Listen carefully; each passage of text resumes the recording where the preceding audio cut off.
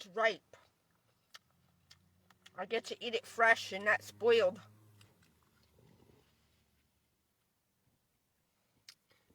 Good night, Sherry Lynn. Somebody from TikTok. See the raindrops? I don't know if you can see them. They're tiny. They're just a few. See? Facebook, I can't rotate my phone because I don't want to give my location. Okay, you see the raindrops? See? See the raindrops on my windshield? That started at 10:13. There's a few little more now. They're small little tiny raindrops. Started at 10:13. And they're just coming little by little.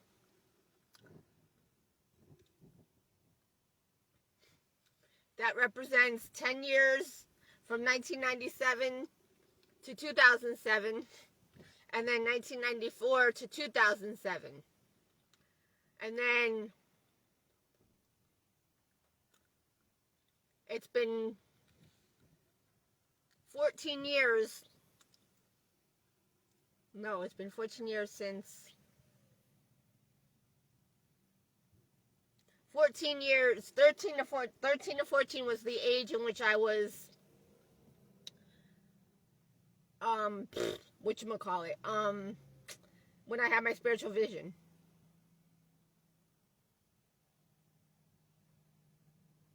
Now they're starting to get a little bit more. I don't want to give my location. But you can see the little bit of raindrops that are on my dirty windshield that I have not yet got to. I don't want to give my location, so I can't go lower than that. So you're just going to have to deal with this. But the raindrops are very tiny.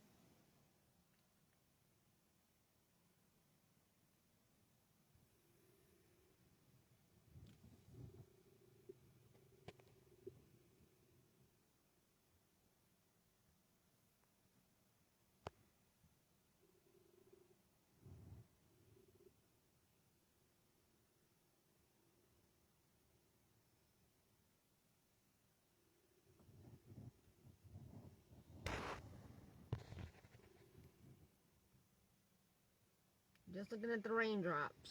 I don't want to give my location, so I gotta cover with my hand. Woo! Hold on. Okay. So, my tummy hurts. Because I had nothing but a banana.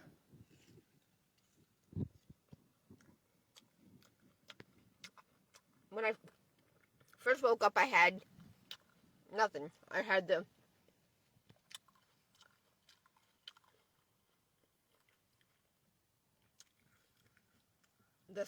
Nestle 6-pack of Nestle Crunch.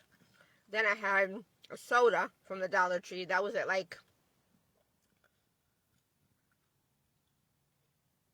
I don't know, about 4:30, 5 o'clock. It was right around that time.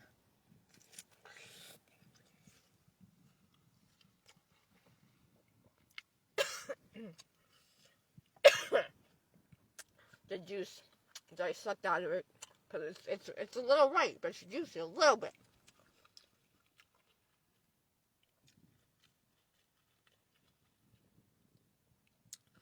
And it actually tastes like cantaloupe. It doesn't just taste like nothing. It's weird.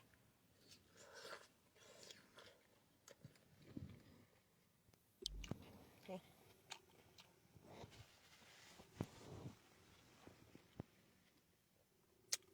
My iced teaspoon.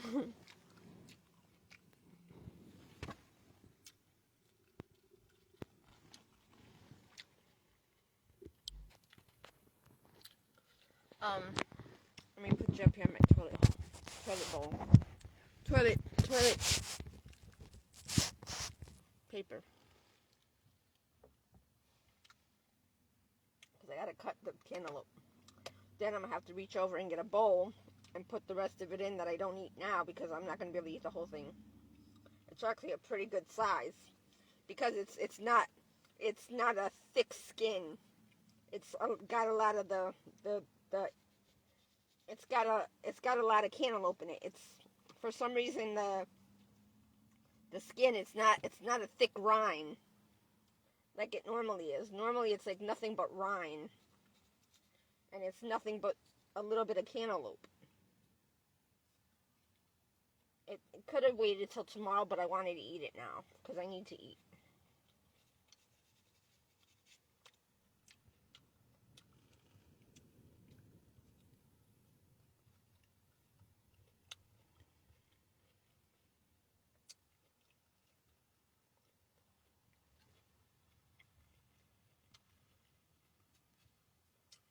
I gotta prepare my food in the morning.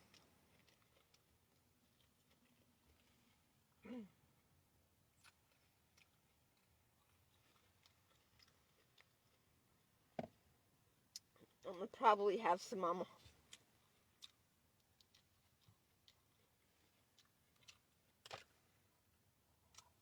make more pasta with my green pepper and onion.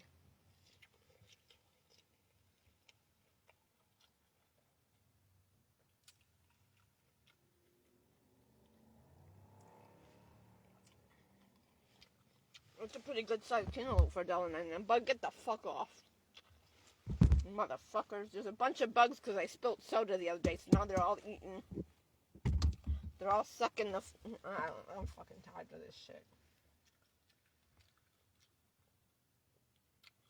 It's still just dropping rain. It's just tiny little raindrops. See, it's not raining much. It's very thin. It's raining, but it's like a mist. It's like a rain. It's a mist rain. It's not really adhering to the windshield. Just every drop every now and then. But I could see in the light that it's actually raining, but it's a very fine mist rain.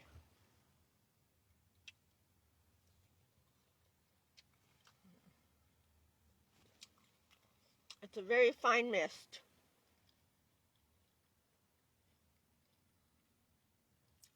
I could see it coming down from the when I look at the light, the parking lot light. But it's not really adhering. It's like a mist. It's like dissipating in the air. It's not really. The windshield still isn't covered in raindrops. It's very. It looks like glitter.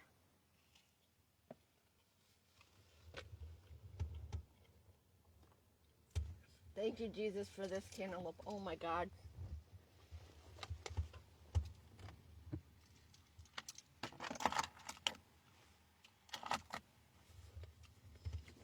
Oh my God.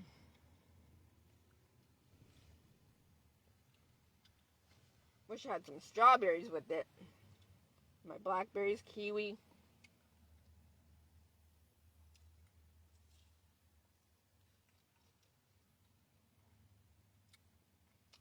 I have to find my grapefruit. I have my grapefruit. I have my lemon.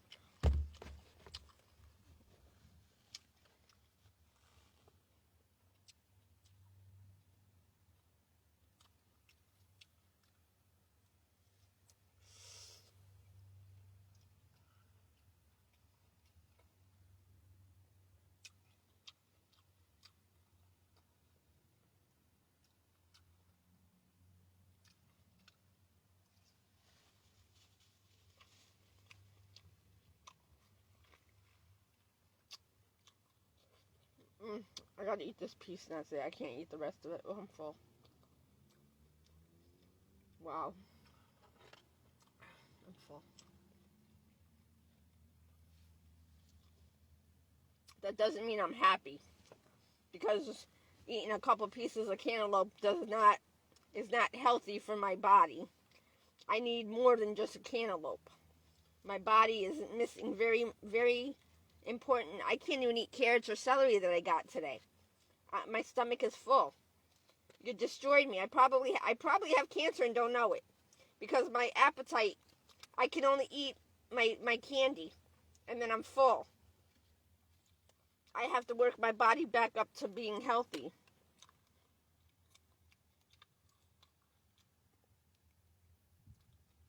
Don't know how I'm gonna do that. 50 years old. I'm sick, unwell, unhealthy.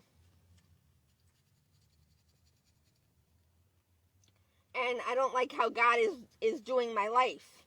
Even though now it's starting to get a little bit more filled, like on the side of my windows too. Only on my left side, my driver's side.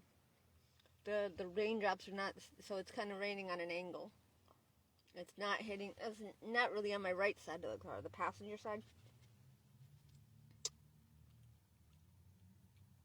They're not letting me they're not letting me share any posts, so whatever. I'm not going to go scrolling. My eyes hurt. I'm tired of being on Facebook. I'm tired of being on all this. And I really don't want to read from the Bible. I really don't.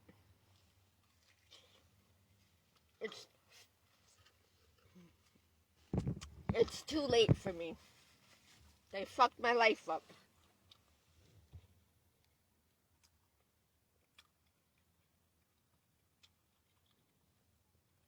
I just hope I don't get sick because I'm eating unwashed cantaloupe.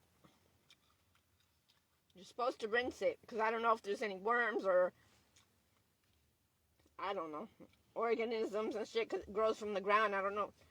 You know, see what the fuck I mean? I fucking hate my mommy and dad. I can't stand the motherfuckers.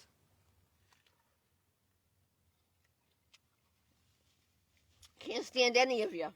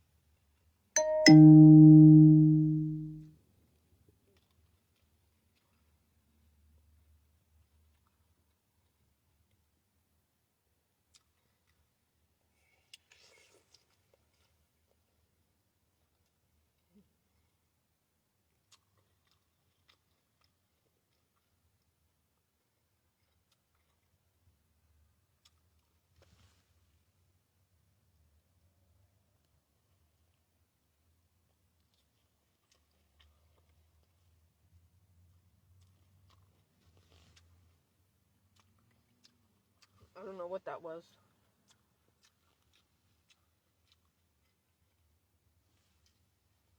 Oh well.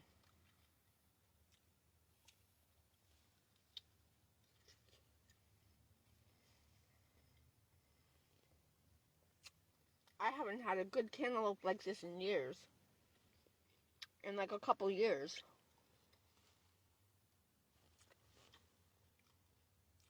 Maybe last year I think I had one. It wasn't the greatest, but it was alright.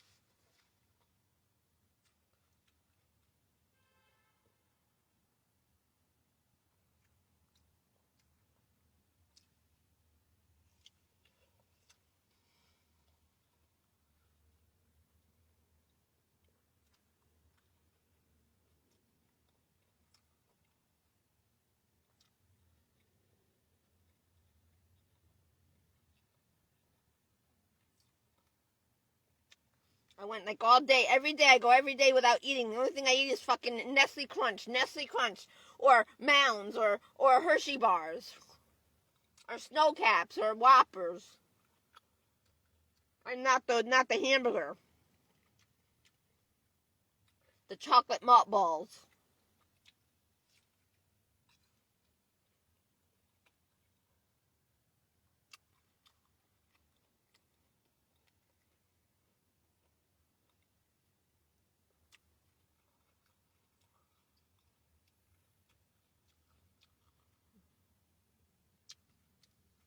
Oh,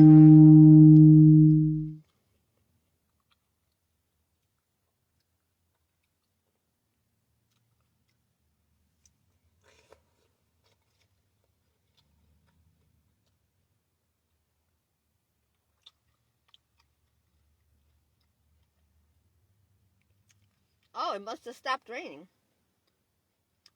It stopped. See, they alerted me. 10:31. The nightmare's over? No, it's not.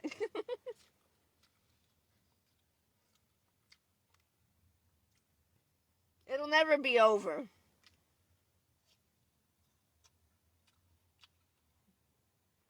Once it starts, it never ends, you dummies. It's an ongoing fucking equation. You made me miss 20 years of my son's life.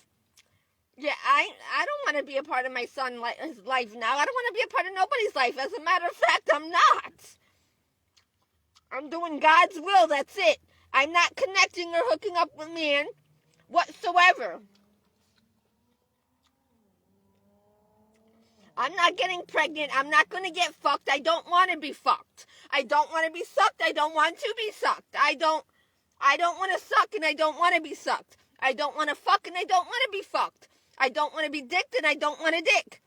I don't want to lick and I don't want to be licked. Do you get my drift? Excuse me. Oh, that was awesome. Wow, that sounded like a fucking Jurassic Park. That felt good. That was like a real good burp. That pushed like whatever was blocking. Oh my god, wow. My stomach just, I felt like a burst of air just exit. That was awesome.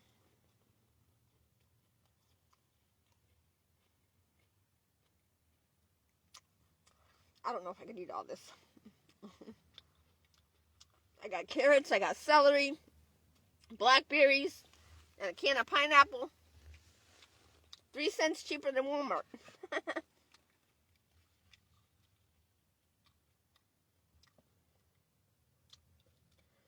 Jamma, jamma, jamma, jimmy, jamma, jow.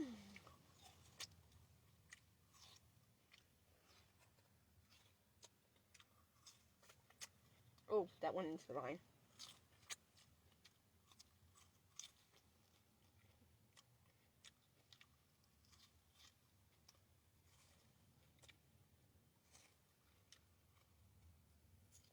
Oh, I want to go to, I got to donate to what's-his-face's funeral. Because they protected me to an extent. Which, I don't even think it was a part of protecting me. I think it was a part of Joe and his, what's the word? It was kind of a two thing. It was like, they initiated Joe by sicking the dogs on him back in the 1998. But it was also a part of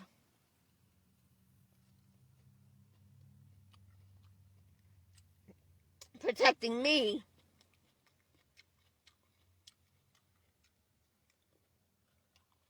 from his abuse and how he almost made me suffocate when I was pregnant.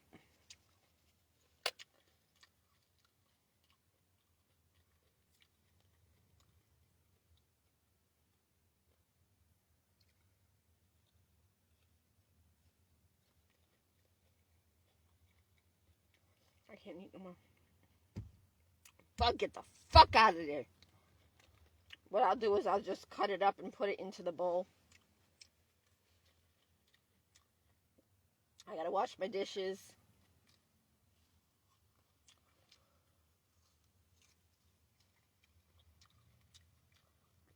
I only have 1.5 front teeth, so I can't really dig both teeth into the... I can do it with my bottom teeth. Like how a rat eats. I'm eating like a rat.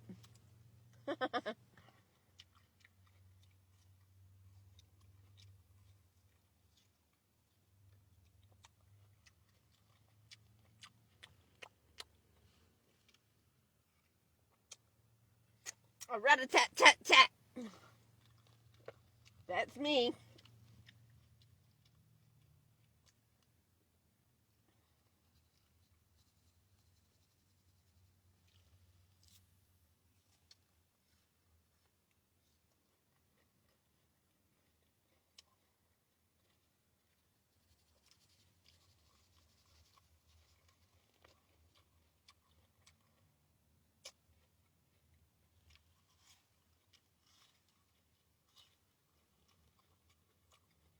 I don't want to go too much deeper on that one.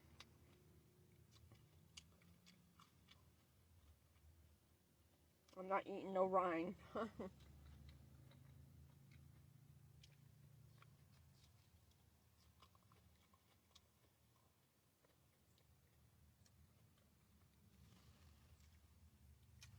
I mean, if it was washed and if it was the only thing I had to eat, yeah, I would eat it to survive. But as a child, they told you not to eat the rind, you'd get an upset stomach. Which is probably true.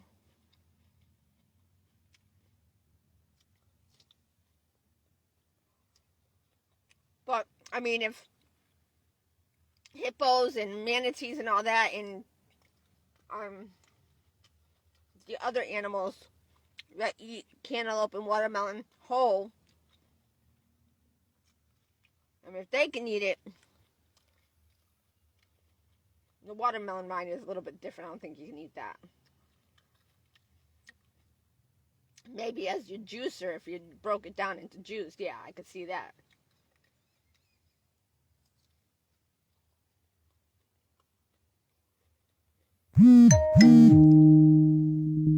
Here we go.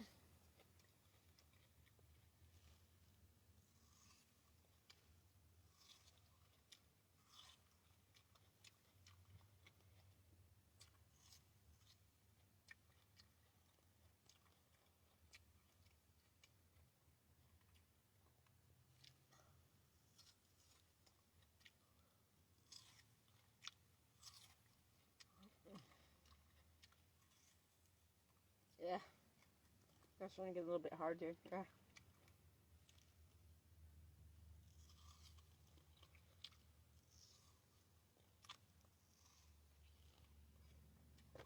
All right. Garbage bag. I need garbage bag. I need a garbage bag.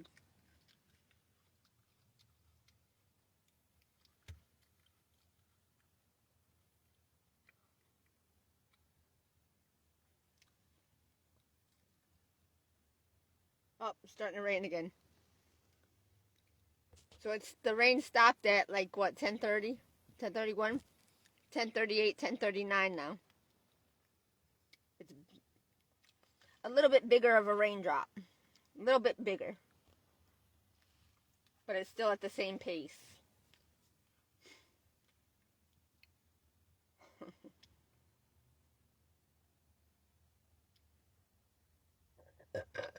Oof. Thank you, Jesus. Oh my God. Whoa, that was good. That was good. Thank you. I want to eat more now. I might eat a little bit more. Get the fuck out of my cantaloupe, bitch. Get out of there, bug. Fucking goddamn bastards. My hands are itchy. Ooh, they're getting like rough. Dry. They're dry. And I got some bumps. So, I got some scabies. Just a few, not many.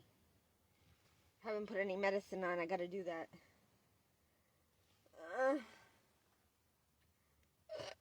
Oh my God.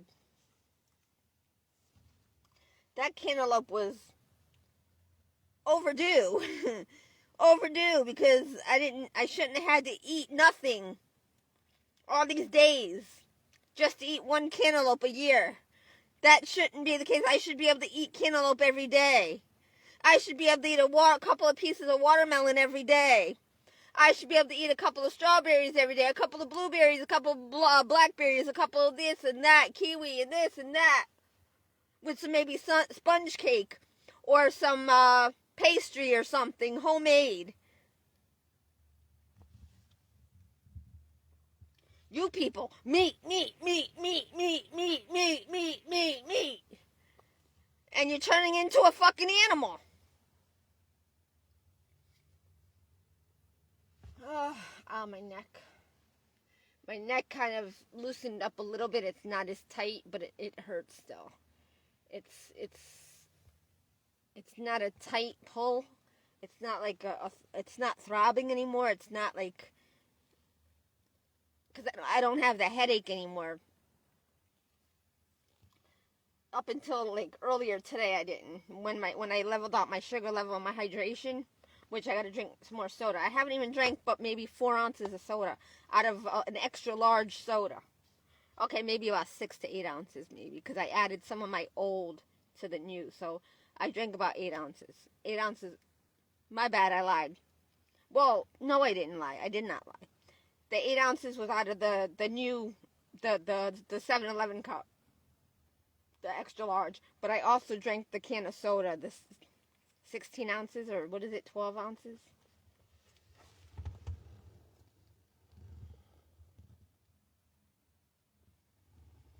Here, let me see what. 16 ounces. Yeah, 16 ounces. A cherry Coca-Cola. So I drink 16 plus 8, so about 24 ounces. So I've had about 3 cups of fluid intake today, plus the cantaloupe. So, and then I'm going to drink about another cup of soda. And then, I cut a piece of the aloe. I got to put that in my hair to help it grow and I probably got to put water, sugar water, and salt into the aloe plant, because it's like it's growing but very slowly. Because I'm not letting it get sunshine, and I'm not letting it's starting to rain a little bit better. More now, you see the rain on the window? That's my driver's side.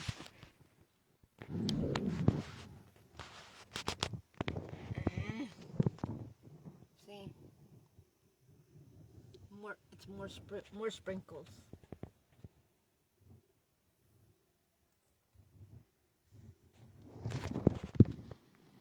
Whoa!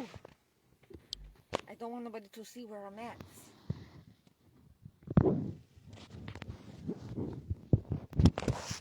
I gotta cut up my other watermelon. I have cantaloupe.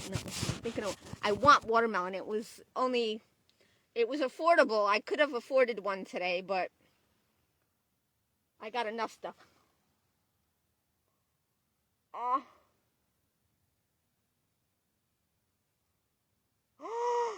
Oh. I got a tooth pocket.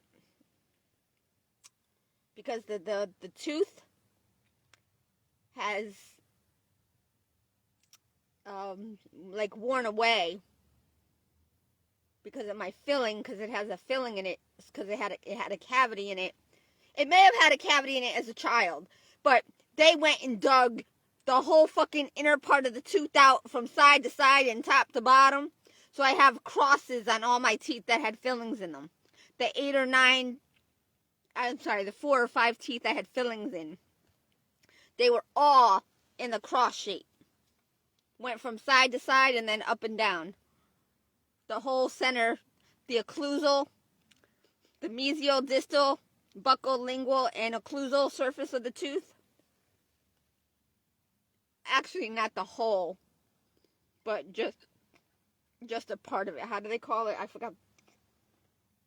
It was just, it overhung. It wasn't the whole tooth surface of the buccal and lingual, but it went over. So you could see the silver, like on the top. It was the whole occlusal surface from the mesial, distal, lingual, and buccal. The lingual is the tongue side. On the inner where your tongue rests, it's called lingual. That's the lingual side of the tooth. And like when you put your tongue towards the surface of your tooth, all around your mouth on the inside, that's the lingual. The buccal is on the inside of the cheek. The side that that goes from back to front, and then the front is called labial, labial. The lingual is the backside where you put your tongue up against. La la la la. That's the lingual. And then the labial, Labial, labial, is this part near your lip. The mesial is in between the teeth, but the mesial is the side when you start from the back, from the very farthest back tooth. It's the side towards the next tooth. The distal is the very far part. The distal is the one going away from the mouth, away from the, like in the back side. So on the distal part, the one that's going to the back of the tooth, like as you're going, I don't know how to pronounce it. I don't know how to explain it. But when you have a tooth, let's say this is the tooth, okay? This is a tooth, and it's in your mouth. How do I do it? Okay, and the surface that's next to the next tooth is the mesial. It's like the middle of the tooth. The distal is the one. How do I say? It's like they're both the same. Like it's kind of hard to say, but there's two sides to the tooth. There's four sides. Okay, the mesial is the one that's, how do I say this? Like, okay, just start from the front. Okay, the mesial would be starting from the middle. Okay, it's this side. So in the middle of your tooth, that would be the mesial side. The distal would be the next side to the next side of the tooth. So when you start from this, the very, very far back, that would be the distal. Your very last third molar, that side would be distal. And then the one sitting next to your second molar would be the mesial. And then the distal part of the tooth, to the second molar, would be the distal part. So there's always a mesial and distal, but to each tooth it's kind of touching to the next one. So it goes distal, mesial, distal, mesial, and so on and so forth if you travel all along. But then it changes, I believe it changes from the middle. Because then you got, oh no, it doesn't change. Because it would still, no, it doesn't change. No, it would still go the same way. So all the way around, if you start from one side to the other, you go distal, mesial, distal, mesial, distal, mesial. Every tooth has a distal and a mesial. The distal is the farthest back, the end. Then you have the mesial to that one tooth. Let's take the one tooth. The distal side is the very last, towards the back of the mouth. And then the side that's touching the next tooth is the mesial. But then the tooth that's sitting next to that mesial side of the tooth is the distal part of that tooth. So it's a mesial, then a distal, then a mesial, then a distal. It just continues. And then the same with the labial. The labial is from the teeth that are in the labial part, from the corners of your mouth. I forgot what they call this. I can't remember the name.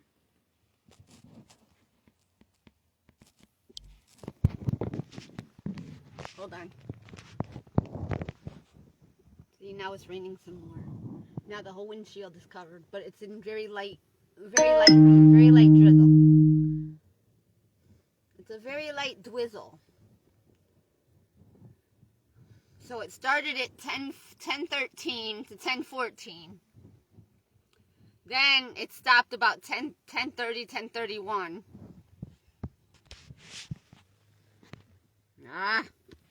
Giving away my location. So, and then it's been raining since 10:30, 10:31. It's a little bit heavier.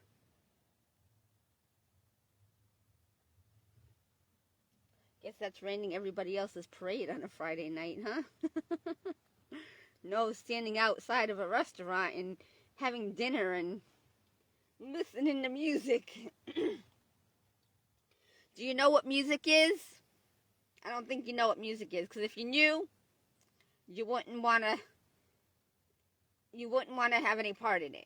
Music it connects us all because we're all suffering, and it kind of speaks to us. But it kind of speaks to us in a bad way, because the music of our pastime, you got to understand where it began and why it began and how it began. The why, the who, what, where, when, why, and how. When you know the answer to all those things, you will not want to do a lot of what you're doing right now. If you got the truth. But if you don't get the right answer to those questions, it won't do what it's supposed to do for you.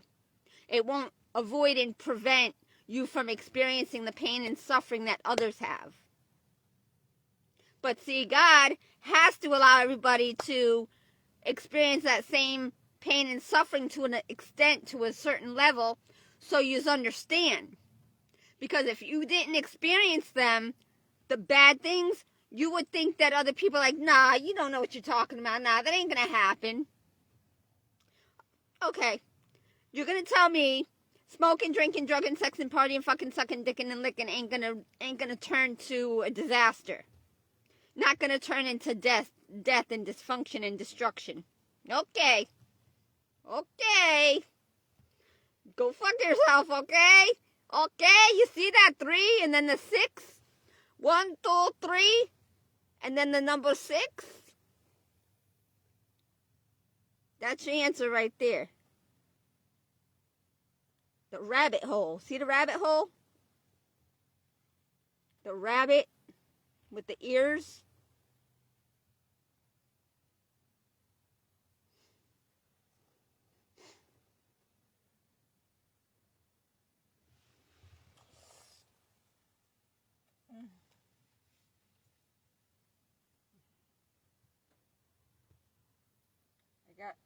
I got more bites on my neck. They're bumps. I think they got me again. And I know they did. Because my head was not that sore. Because I've used 2 bottles of the shampoo already. I'm on my 3rd bottle. I have enough to do my hair one more time. But I still got a lot. So I'm going to need to do it another couple times to make sure it's all done. And I have to comb it constantly with some oil or Vaseline. But if I have a home or a place where I could stay and use Vaseline or oil, baby oil or something for my hair and leave it on overnight, and it'll suffocate the buggies. And it'll keep them from being able to stick to my skin and embed in my scalp. My scalp was hurting this morning. It's still a little sore. But it feels like it's got irritation at the top of my head. It feels very sore and like almost raw. Because they're like eating at my scalp. I got these invisible buggies eating at my scalp. And my skin. You don't see them until they get a blood meal, until they turn brown. The blood that they suck from your body, it makes their bodies turn reddish brown. That's how they get their color, the reddish brown color in their bodies. Because when they're born clear, transparent, you can't see them.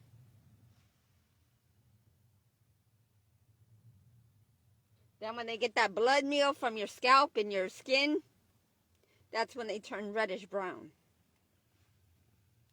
They'll start to turn like an opaque color because they'll eat at the scalp, at the skin, the flesh. And then once they get to that blood and they suck that blood,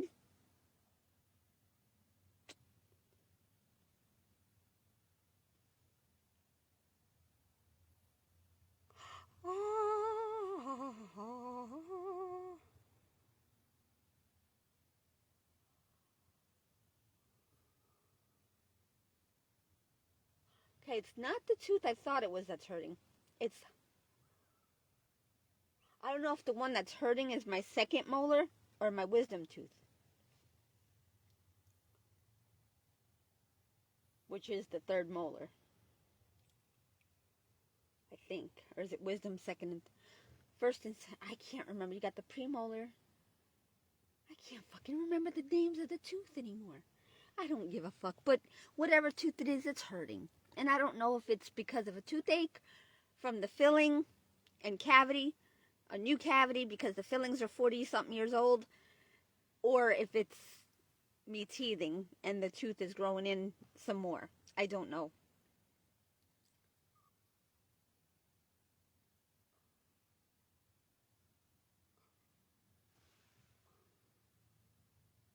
Okay, I think.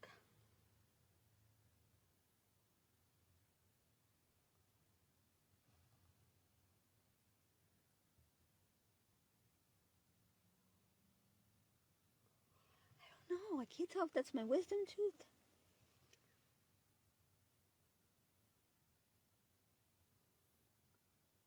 I don't know if my wisdom tooth has even broken skin on that side. I can't tell.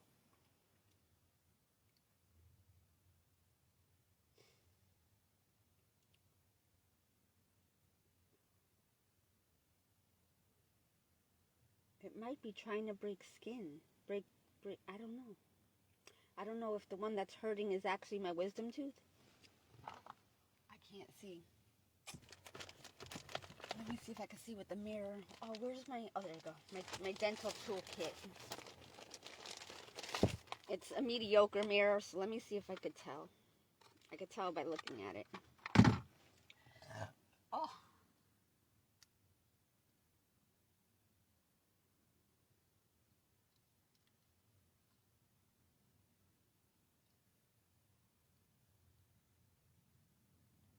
Aha.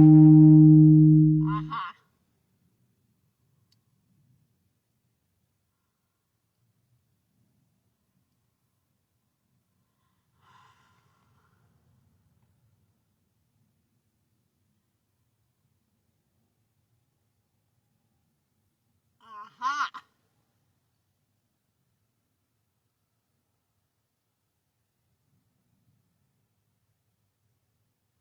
Ah. Aha. I know what the problem is. If I'm not mistaken, my filling has fallen out. There's a part of it, it's either that or I have a cavity. And there's a black spot. I don't know if that's what's left of the filling.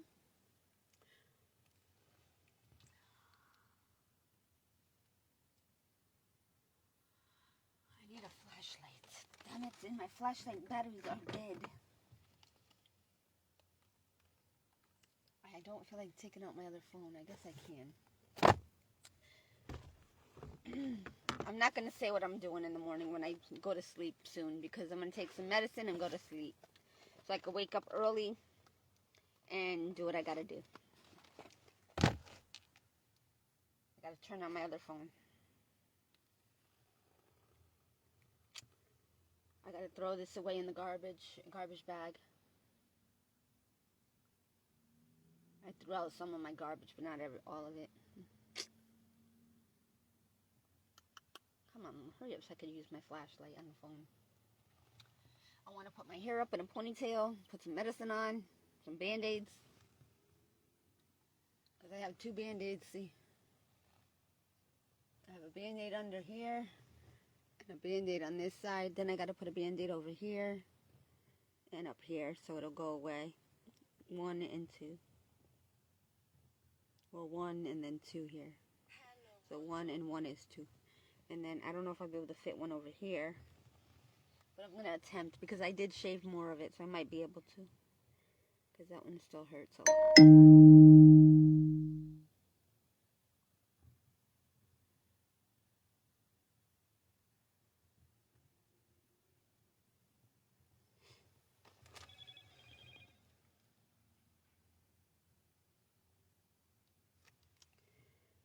Flashlight. Okay, let me see now. Oh shit.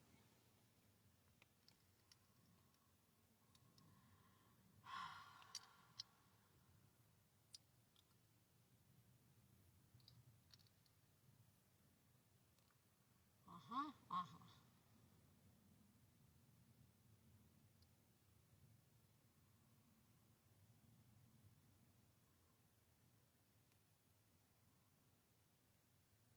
Uh-huh.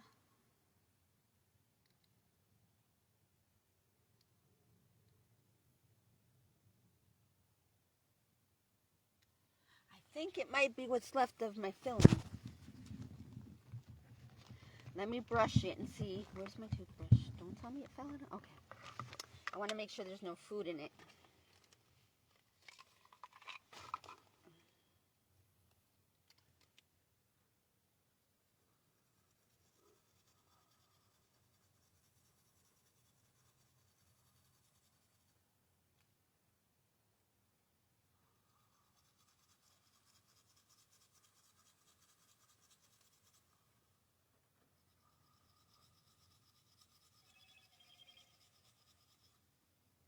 Okay.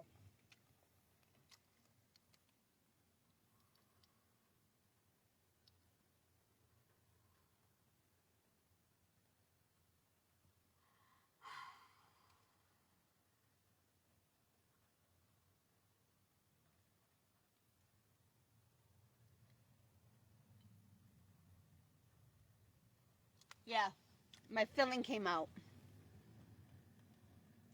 My filling came out of that tooth.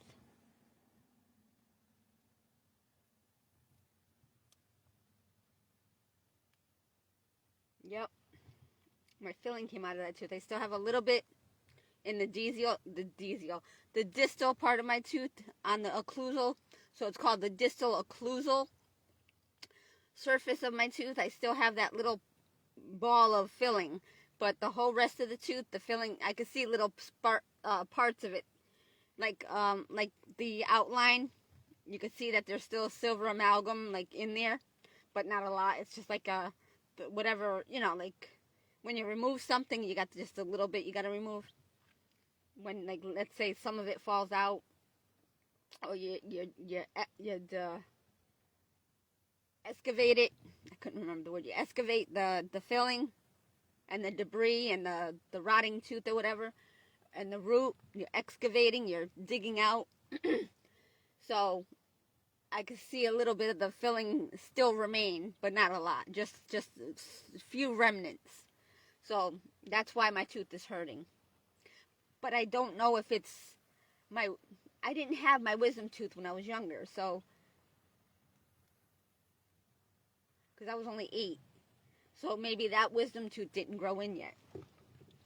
So what they did, they filled almost all of my wisdom teeth. No, not my wisdom, my molar teeth, my molar. On upper and lower. Yep. That's what they did.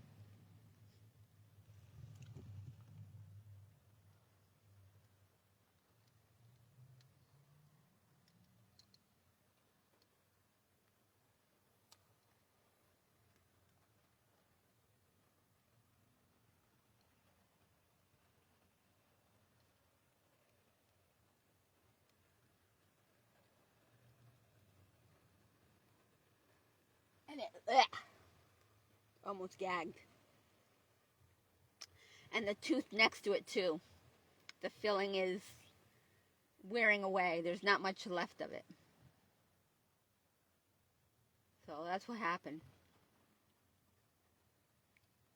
So I have to have it refilled, hopefully. Hopefully they could still fill it in. Hopefully. Hey! It connected to the Wi-Fi. Let's see what Betty Cooper has to say. Yes, Stephen Furtick, don't quit before God. Yeah, okay. Don't quit before God makes his move. Yeah. Now it's starting to rain heavily now. 11:05, 11:06. So it was about 11:04, 11:03, 11:04. Now it's starting to rain like a normal. DW Hutch mentioned me in a comment.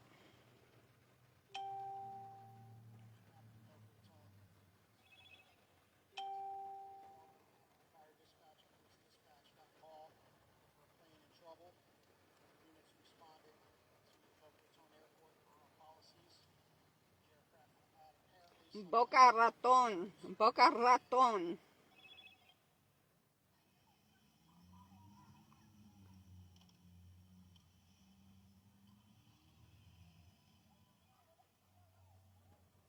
I don't know who's live. Plane crash in Boca Raton.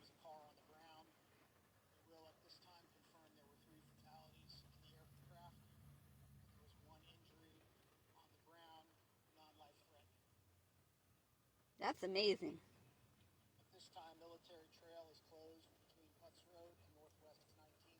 Oh shit. So it happened on Military Trail and Butts Road. I know right where that is. That's right where Joe used to work at. On Broken Sound Parkway at Rexall Sundown.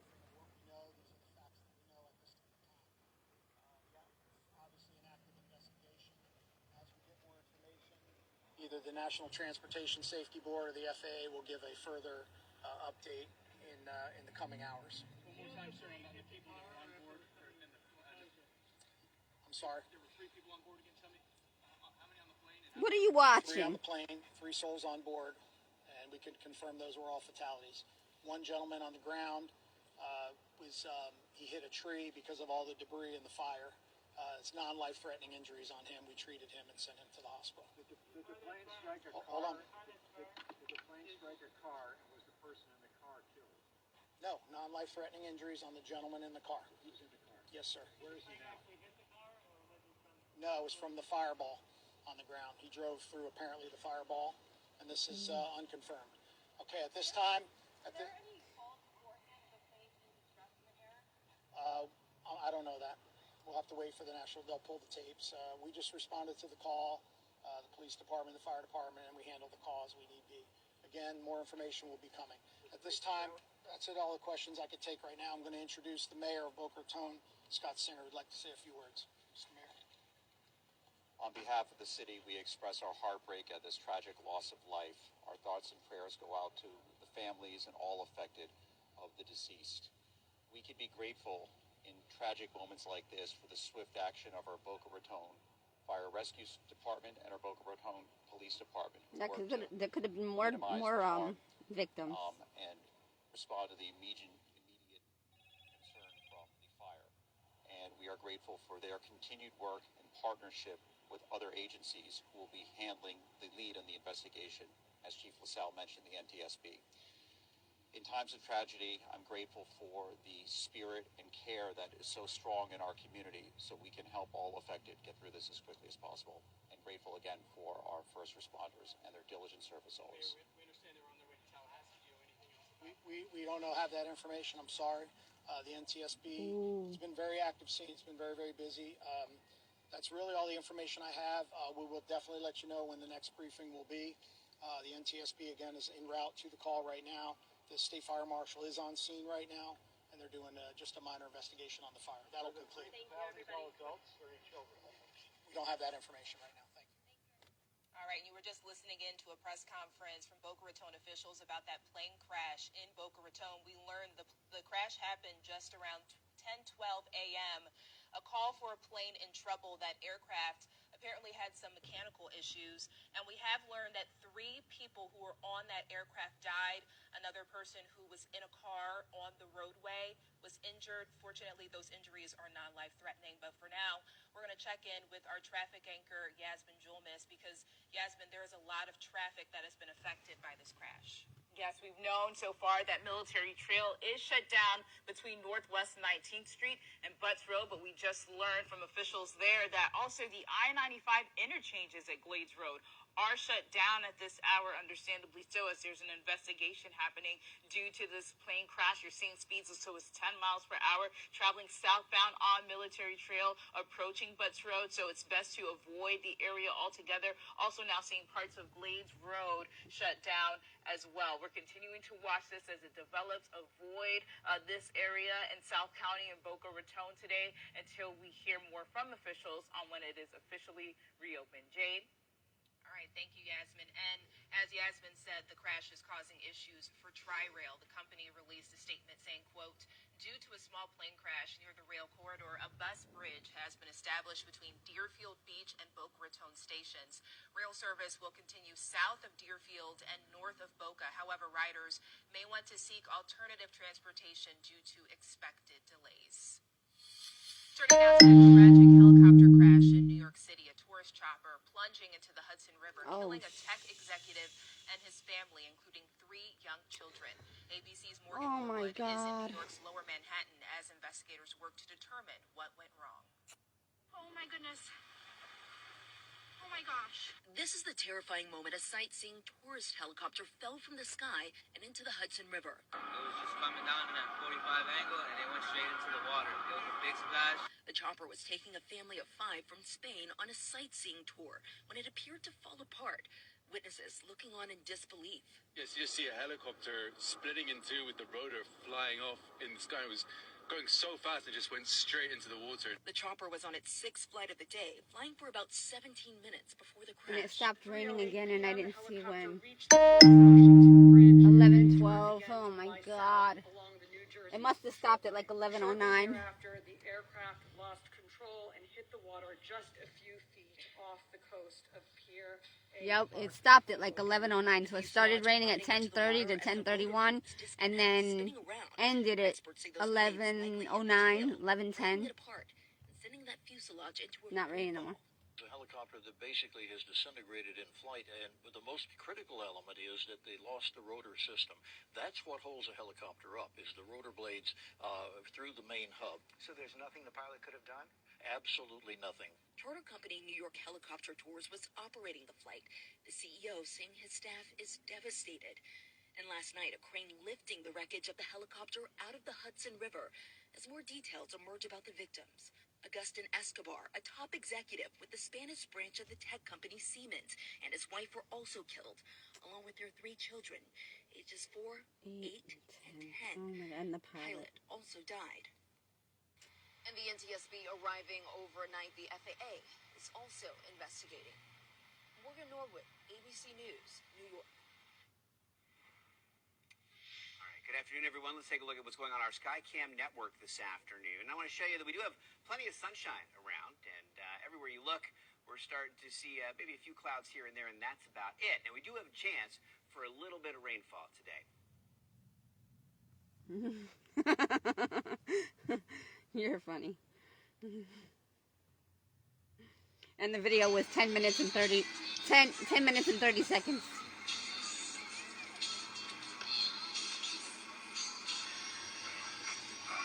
Fun stop. I don't know where this is.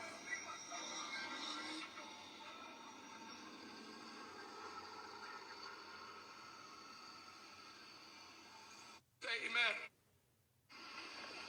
Nice little Mustang. Oh, that's Pete. I actually had quite a few Mustangs.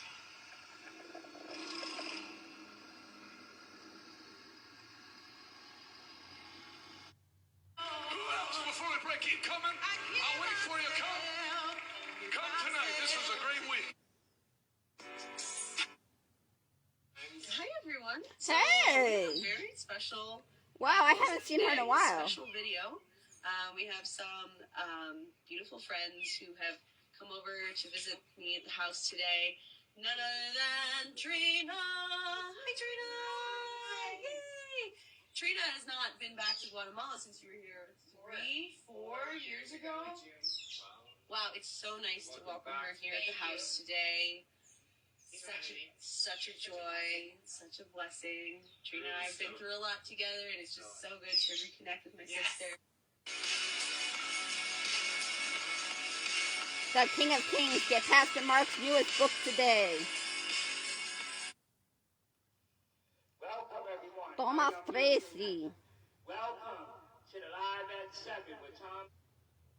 Thomas Booby Tracy.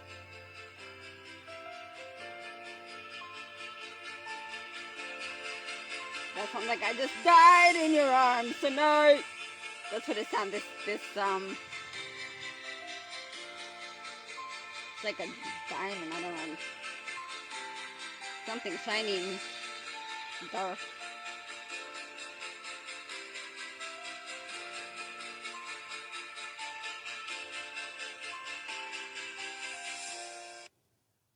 Naaman went to his master and Ah, told there we him go. what the girl from Israel had said.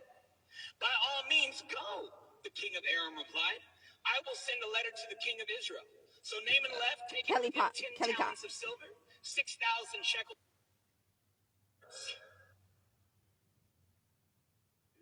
Right now. I don't know if they're letting it share, so I'm just gonna. Oops, I closed it out. If you want a lifetime supply of the last thing you drank, what are you? No, thank you. I don't want to be stuck drinking Coca-Cola or Dr. Pepper. Disasters don't wait for the right time. They strike when you least expect them. What a fucking wild ride this is. This is... I don't think they let it post. Let me see if they let it post. I don't think they did. Elon Musk is pissed by something. I don't know. Oh, well. The system is pissing us all off. Oh, it did let it share. No, it didn't. It let Thomas Booby Tracy fucking post. Sorry, but it didn't let the other ones post. I don't know what news station that was. Was that WPBF? Let me go to WPBF and see if that was WPBF. Boom ba da da, boom ba da da bop. PBF.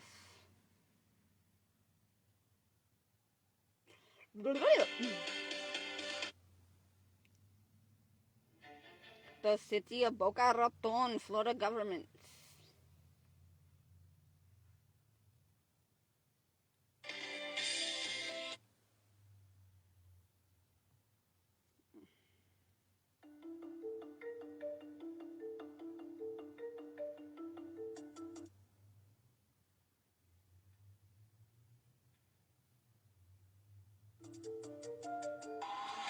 Oh, plane just crashed. Oh, let's go.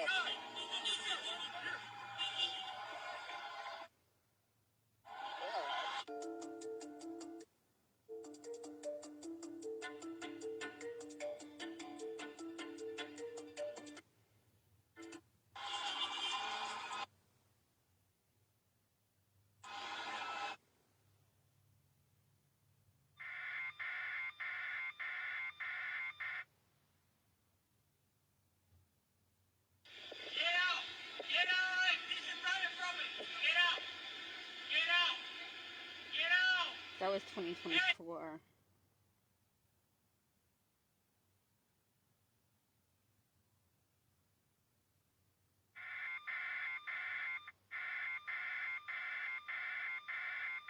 Oh, wow.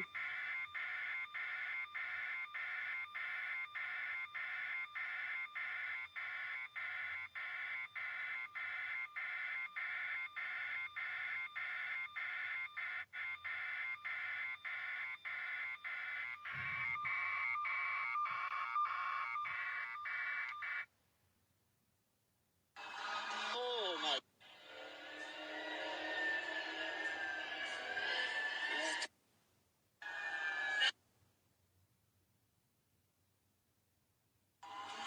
Oh, plane just crashed.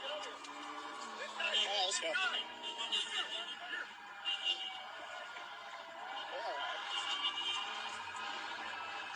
Oh, my.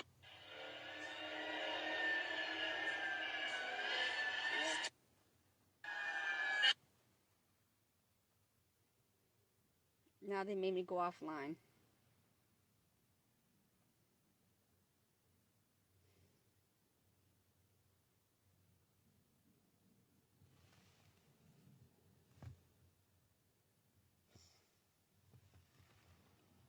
It let it pick it up.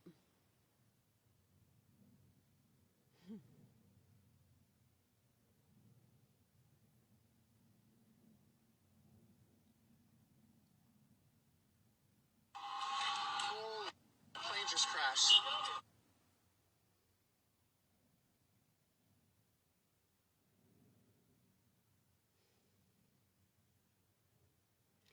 See, it didn't let it post.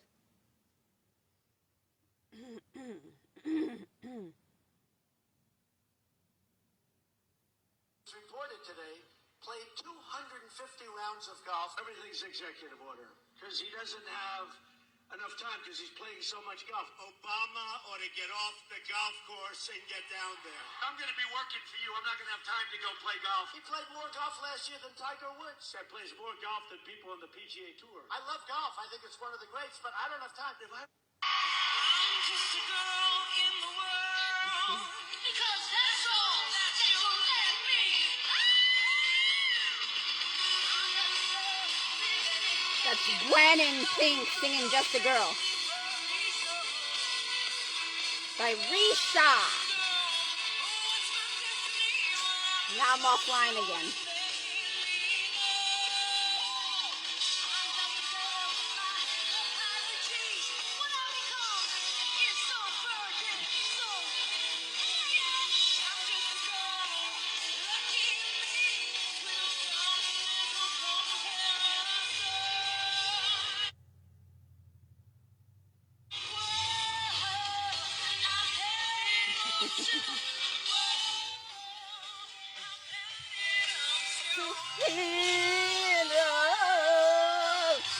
I've had enough.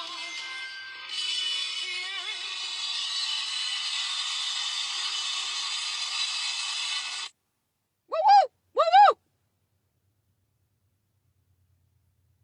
Says I'm connected, but it's not. It says fear strength.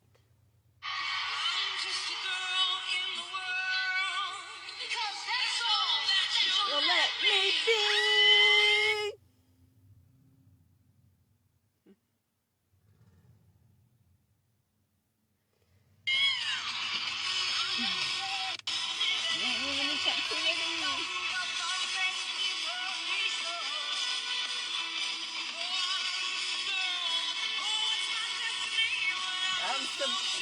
It's making me numb. Oh, I'm just a girl.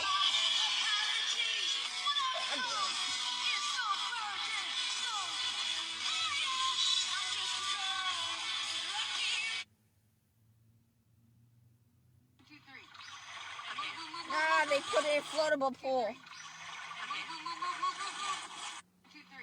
with the blanket and the bed.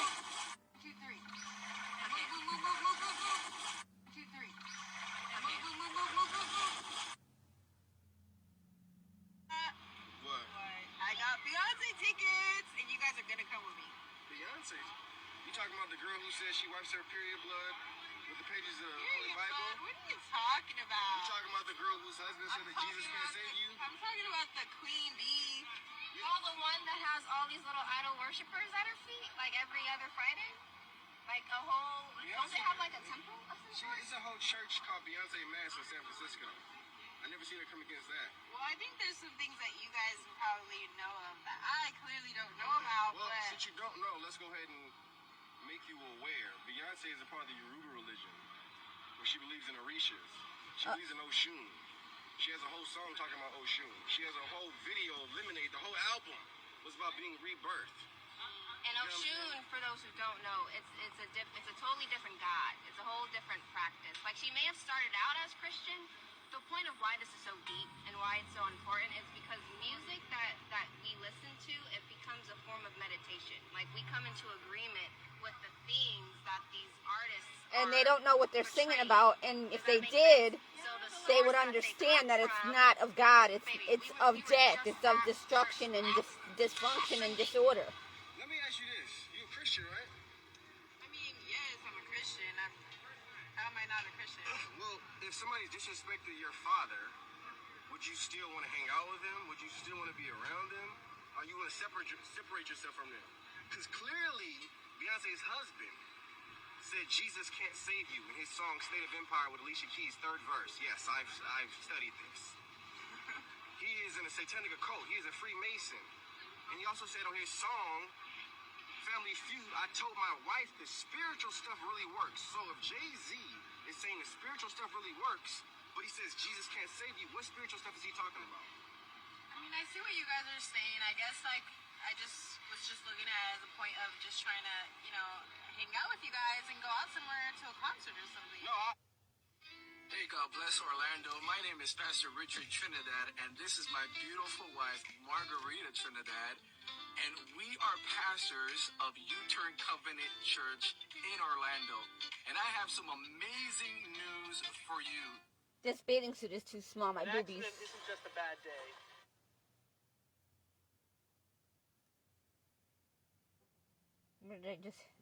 These phones are too sensitive. I slip my hand, it touches, and it makes this go to something different. Grainger.com. I don't want to go to Grainger.com. Okay, there we go. Oh, that was for the boots.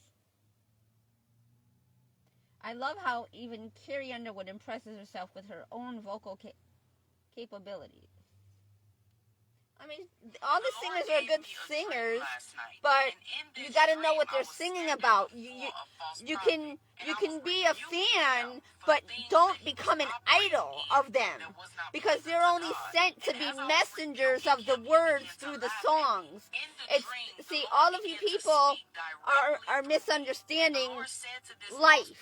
That if he did not repent, sickness and death was going to come to him. When I woke up, the Lord began to speak to me concerning the dream. And he said to me, I've Look at sent these my bugs people eating my to fucking sound thing the over. alarm. I've sent them to warn the churches. I have sent them to warn the false prophets to repent. They have laughed and hardened their hearts. The Lord then gave me Proverbs 1, verses 25 through 31. And it says, because you have ignored all of my counsel and with none of my reproof, I will laugh at your calamity. I will mock when terror strikes you. When terror strikes you like a storm, your calamity comes like a whirlwind. When distress and anguish come upon you, then will you call upon me, and I will not answer. Then will you seek me diligently, but will not find me. Because you hated knowledge and did not choose the fear of the Lord. There is many in the body of Christ who God is using to sound the alarm against the wickedness that is taking place. And they are being laughed at. They are being talked about. But you must remember one thing. It is God who has sent them. And if you come against them, you coming against God. 5 signs your spirit is warning you about someone or something. Don't pass over or try to ignore these feelings. It may cost you. Let's get into it, family. Number 1, a strong sense of unease or discomfort when interacting with this person, even when there's no apparent reason. Number 2, repeated thoughts or images of this person come into your mind that are unsettling or concerning. Number 3, you feel uneasy, uncomfortable, like you can't be yourself around this person, or a tightening in your chest when you're around them. Number 4, you uncharacteristically, I'm going to say that again, uncharacteristically, find yourself actively trying to avoid this person, or avoid contact with this person, even if it seems illogical. And number 5, you've had visions or nightmares about this person. 5 signs your spirit is warning you about someone or something. Don't pass over or try to ignore these feelings. It may cost you. Let's get into it, family. Number 1, a strong sense of unease or discomfort when interacting with this person, even when there's no... I'll give you $200 if... Did you know that if you add half a cup of milk...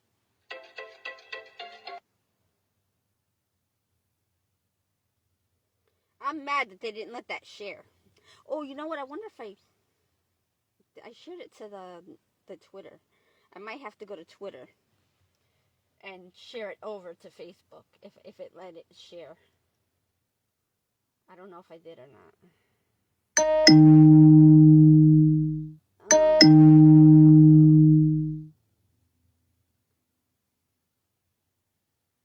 Oh, I didn't share it to Twitter. Why didn't I?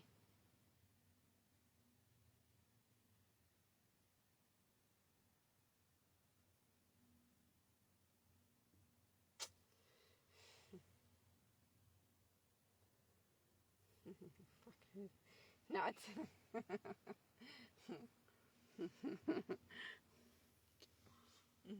I'm gonna go to sleep. I gotta get to my cantaloupe. These buggies are tearing it up.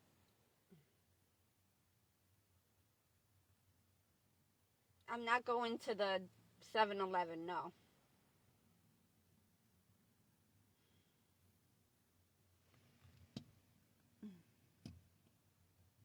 Nope, now they stopped me from getting access.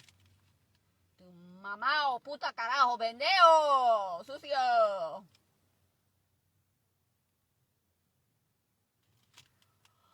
Why, oh, why, oh, why, oh, why?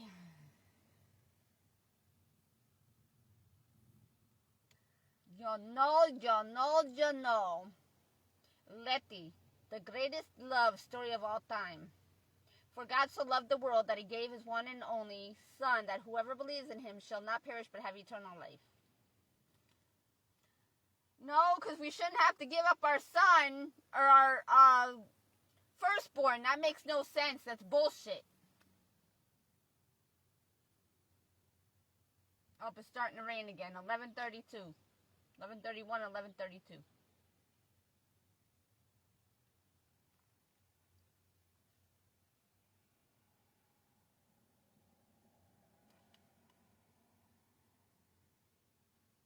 A Florida cold front moving through Florida 25 minutes ago. Oh, my neck. Oh, they're not letting me go now. They're not letting me go live.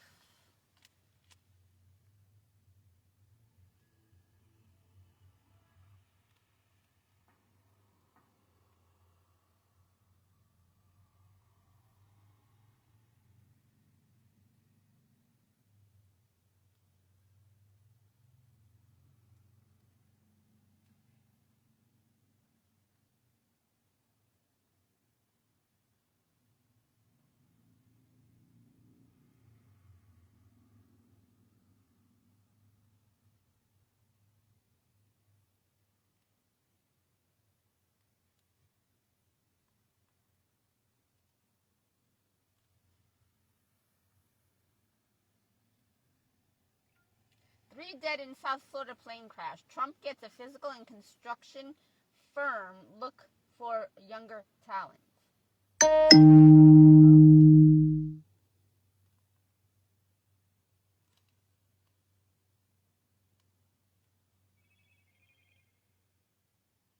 A plane crash near Florida highway kills 3 on board, injures 1 on the ground. I don't know what news station that was. I went to WPBF. What's the other news station? I don't know where that, who was doing the,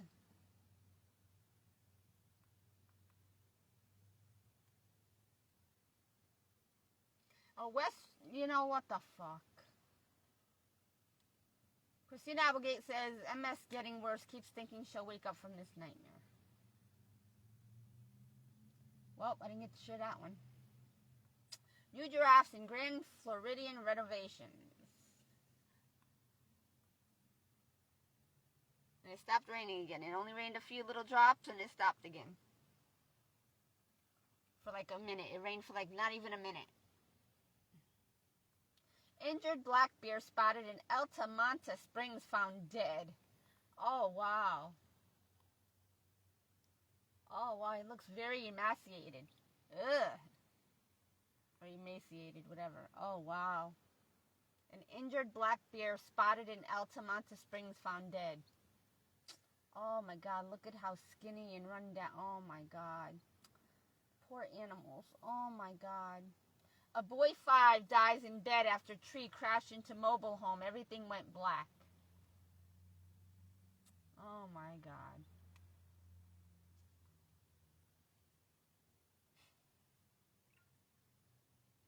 That's sad.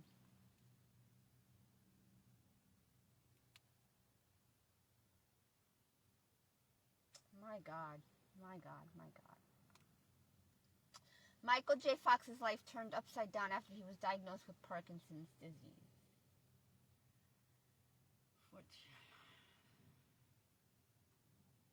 And I hope and pray for a cure. I hope and pray that it gets, that he is relieved of his condition, and that the Lord rebuke it in Jesus' name and restore his health to the best possible at this time. I hope and pray for Michael J. Fox. I've said quite a few prayers for him and written them too in the posts that I've seen. Lucky Florida lady claims life-changing $1 million scratch-off lottery prize. Corporal Brian Budd was days away from reuniting with his family, but gave his life protecting his comrades. Nice.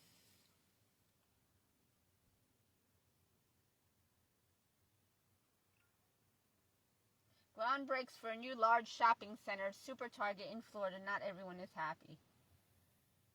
Oh my God. Billions in stimulus are still unclaimed.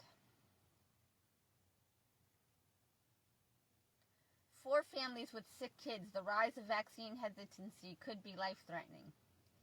12-foot Elon Musk sculpture in Texas vandalized.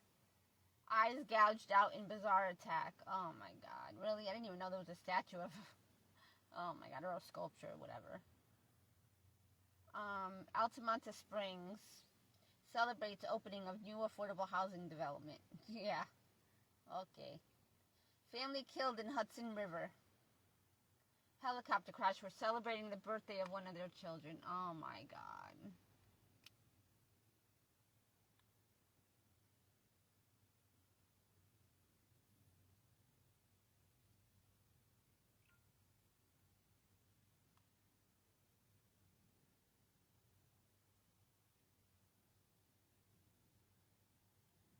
Florida residents unable to work can now qualify. No, we can't. Nobody ever gets $3,800 unless they worked a really high-paying job. Will they get that much?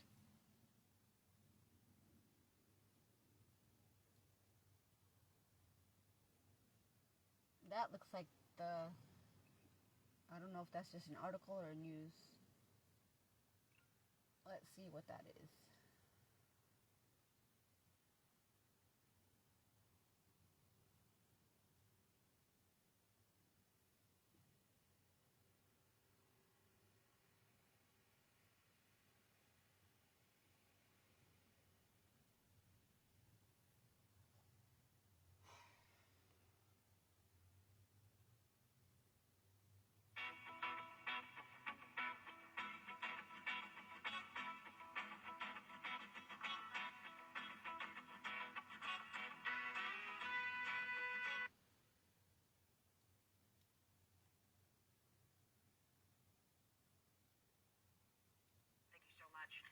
Well, tonight another tragedy involving a plane. 3 people are dead after a small plane crashed near the Boca Raton airport this morning down in Florida. It hit at least one car, which caught fire after crashing into a tree, injuring the driver. The FAA confirms that the aircraft was headed to Tallahassee before turning back. The NTSB is now leading this investigation. I don't know which one I had before, man, and it gave all the yeah, motherless mothers. Oh.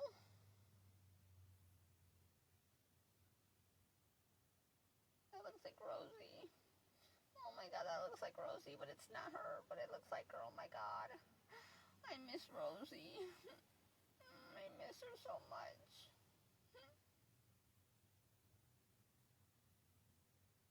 A product recall. Popular vegetable recalled across Florida poses a major health risk. Oh, boy, boy, boy.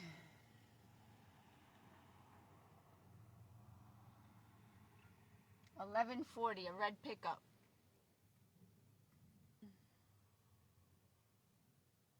Passes by me in the back. 5 million lottery tickets sold at Florida Publix. Woohoo. Good for that one. Money isn't the answer, honeys. Cheetah jumps into a safari jeep for an up-close and personal adventure. That's crazy. That they don't have windows.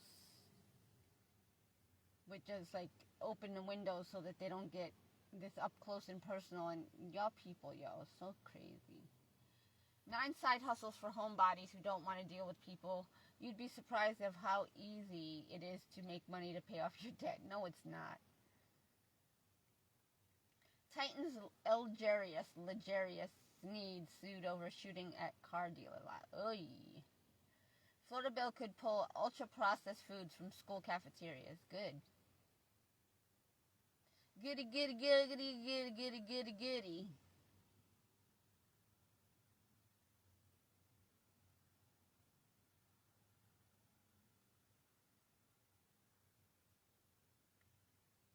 Boom, ba da ba ba ba da da da da. Come on. Come on! Dumbass. Hudson River helicopter crash pilot was a Navy SEAL. Loved flying, wife says.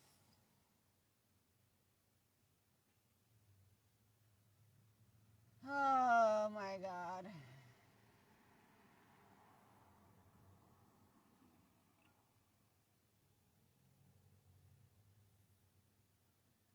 More than 60 Central Florida hospitals to participate in large mass casualty exercise.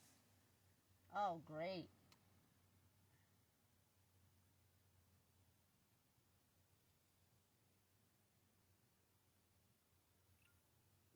Local fence companies gift safety and freedom to Tavares child with autism. Aww.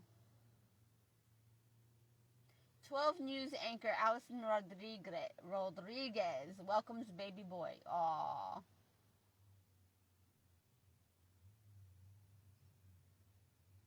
Florida woman found dead week after airport reunion with boyfriend who served 3-year prison sentence.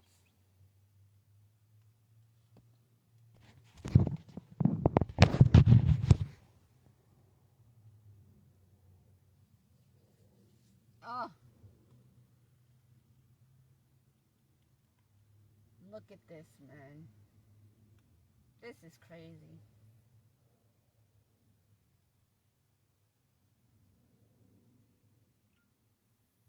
Outdoor burning paused across Marion and 4 other counties due to wildfire risk.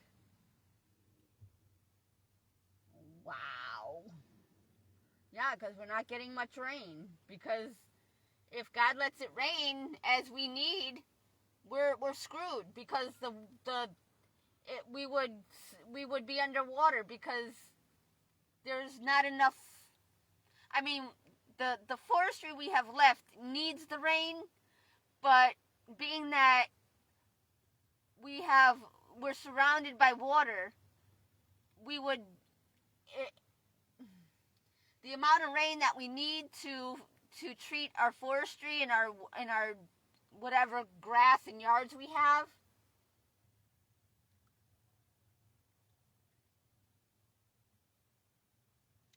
Wow. She lost her dog after a 2020 hurricane. He was just found at a frat house 300 miles away. Oh, wow. Wow. Amazing. They probably picked him up from a shelter. Like a humane society thingy, and he probably might not have been chipped, or maybe he was and couldn't find the owner because of displacement or something. Jelly Roll reveals he lost nearly 200 pounds on weight loss journey. Wow. That's amazing. Wow. That's awesome. That's going to restore his health. Like, wow. Bill aims to crack down on puppy mills. Good. Good. Good. Good. We don't need to be making money off of human life or animals. Next top model star Lucy Markovic dies age 27 after battle with rare brain condition. Oh, wow. California man sentenced to 9 years federal prison for trafficking fentanyl to Florida. And it's showing a mail truck.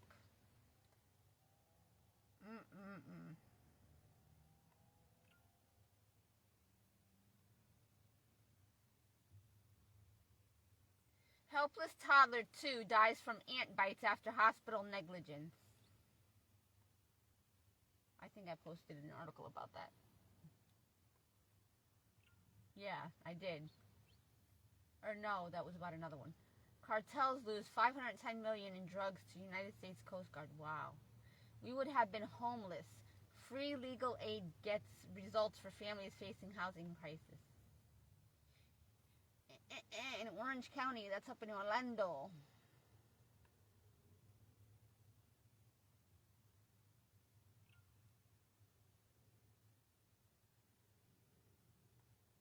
So they burned all them drugs, the big fire on the boat. Is that what it is? So it goes into our water system and then or the ocean or whatever, and it affects the animals, the mammals, whatever. Florida transgender student arrested after violating bathroom law. Thought to be a first. Well, she looks like a female, but I guess I'm assuming she's male. She's female because she does have she doesn't really have female features. I mean, you could say it, but not really. She's got like hair like a girl, but if she has a penis, that makes her a man. If you have the male body part, you're a man. That means you have to favor your male side and not want to be a girl if you got a penis. If you got a penis, that makes you a man. If you got a vagina, well, then you're a woman, right? Right. Cucaracha, get out of here.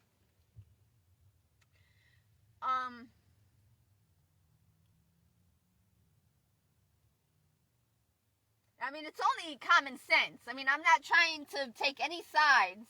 I'm sorry. I mean, I even feel like I look like a man because I have my face is.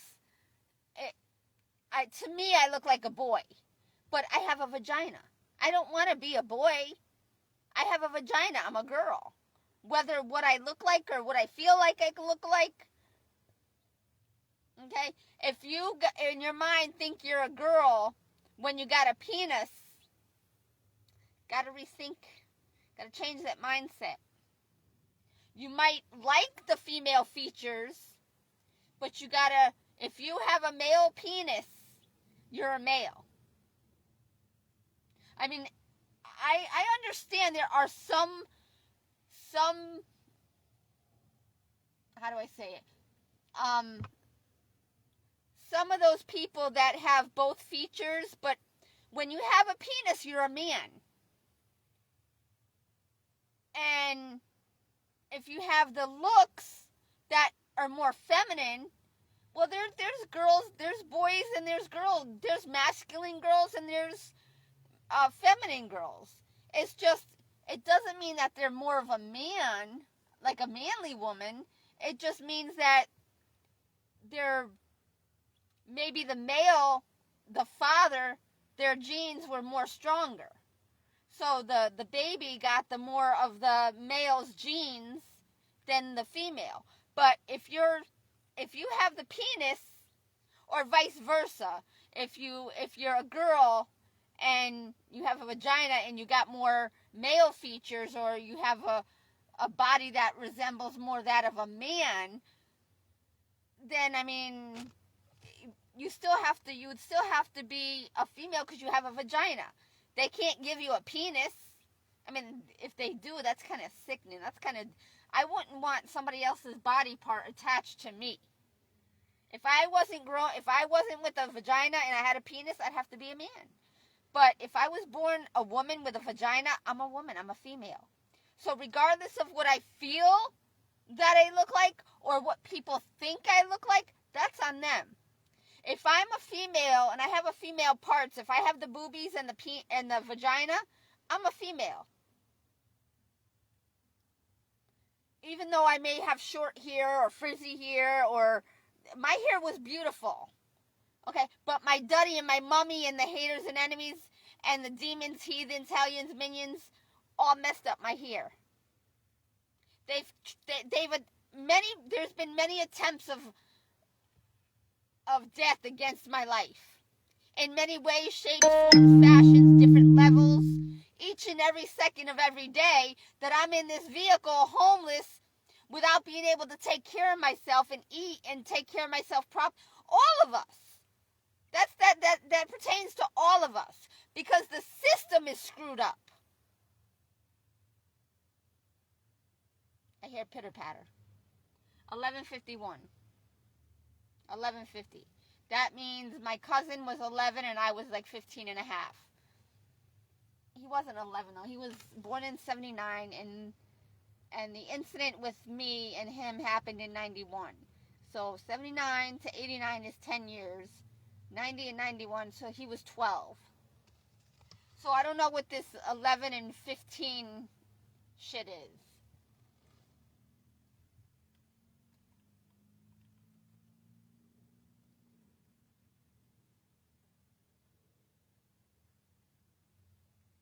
But it might have started to rain at 11:49, but I didn't start hearing it until 11:50. So it might have been 11:49, which represents my stalker, the year of my stalker. 1994. Louis Severino. That's good. Only in Florida, woman saves dog from mouth of gator. I've already shared that. But this is an updated video, probably. This is out of Tampa Bay.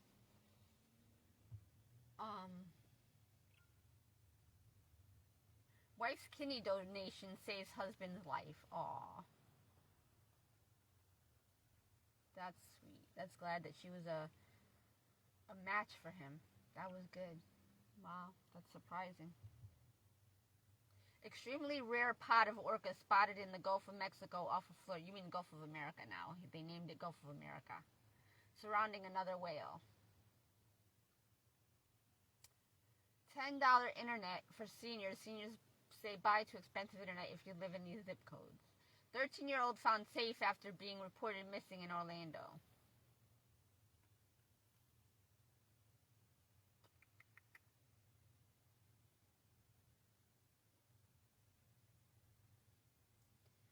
I gotta take more medicine and I gotta put a band-aid on my boo-boo here because on my smile line it hurts. And I don't want to pick at it because it's gonna make it take longer to heal.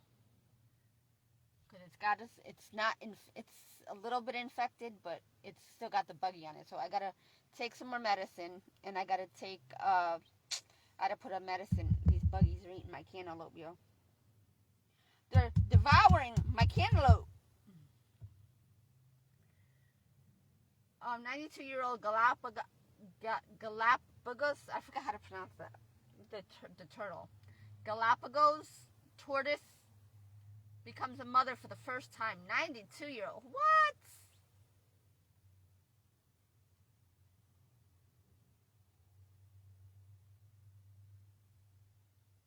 That's good for the turtle. I'm not becoming a mother in my age. Sorry. That time has passed a long, long time ago. I'm not having no more kids. I see red. I see blood. I see vengeance and retaliation. Retaliational. Mother and daughter caught stuffing purses with stolen merchandise at Walmart in Leesburg, Florida. Oof. A mother and a daughter. Oh, wow. It's getting bad out here. It's getting bad out here. Ryan Reynolds' loving message to family of fan 15 who died of cancer after Wrexham trip. Wow. Boom, boom. A puppy beaten beyond recognition, recovering after surgery. Oh my God, Jesus. And it looks like he lost his eyesight.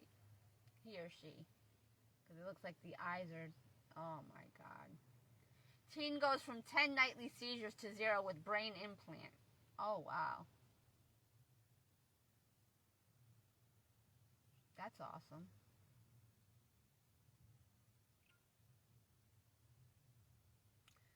A Canadian train, tour packages, yeah, that's good. Queen of Gators brings baby gator Randall to talk safety on Ark, Florida. Suspect accused of attacking a jogger says he's being framed. Uh-oh.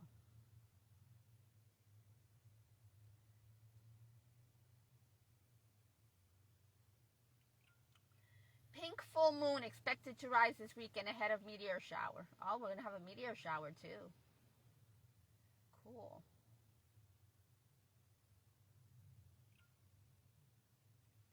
Florida man won $2 million prize from scratch-off game, this public store. Okay, we gotta take off my bathing suit because it's tight. And, oof. I had it too tight. I'm getting rid of a lot of shit. Because it's a pain. I'll go back to wearing some of my bras. Because since I can't go to the beach, I haven't been able to go to the beach in years. So, fuck that, right? Now they got all kinds of shit, bacteria, and... You know, I'm taking this off. Fuck this. Because I'm going to probably go take a shower in the morning anyway. Maybe.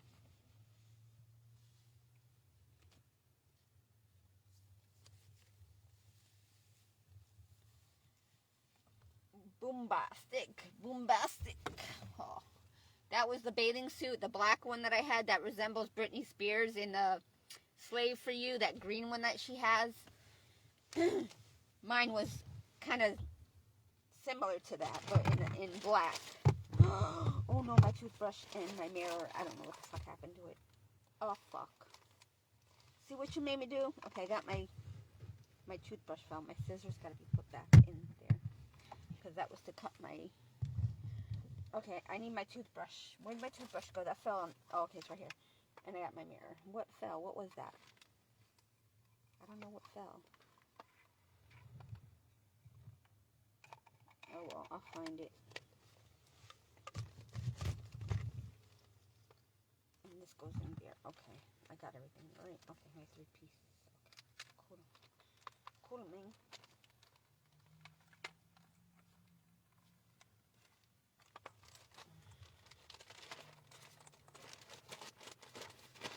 I gotta get a garbage bag to put my cantaloupe and cut because they're eating it all up. They're eating it all up. Oh, yeah. Oh, and I gotta take off my phone because I don't need to kill my battery. Oh, shits. Yo, what's up, everybody? I was using my other phone to,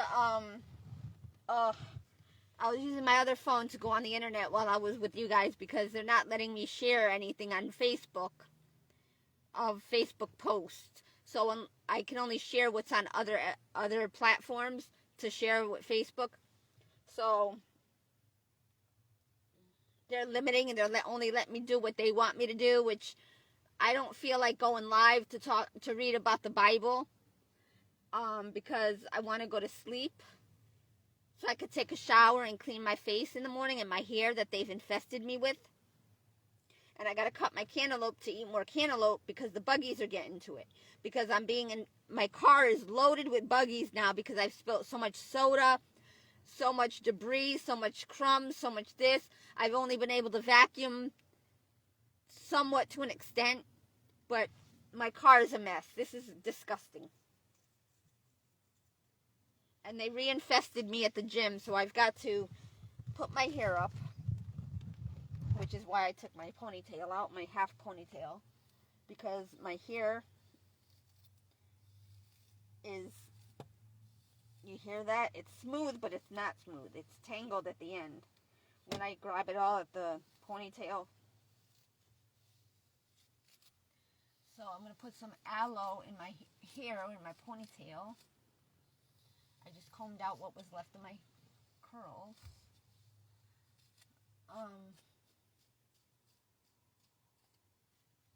So.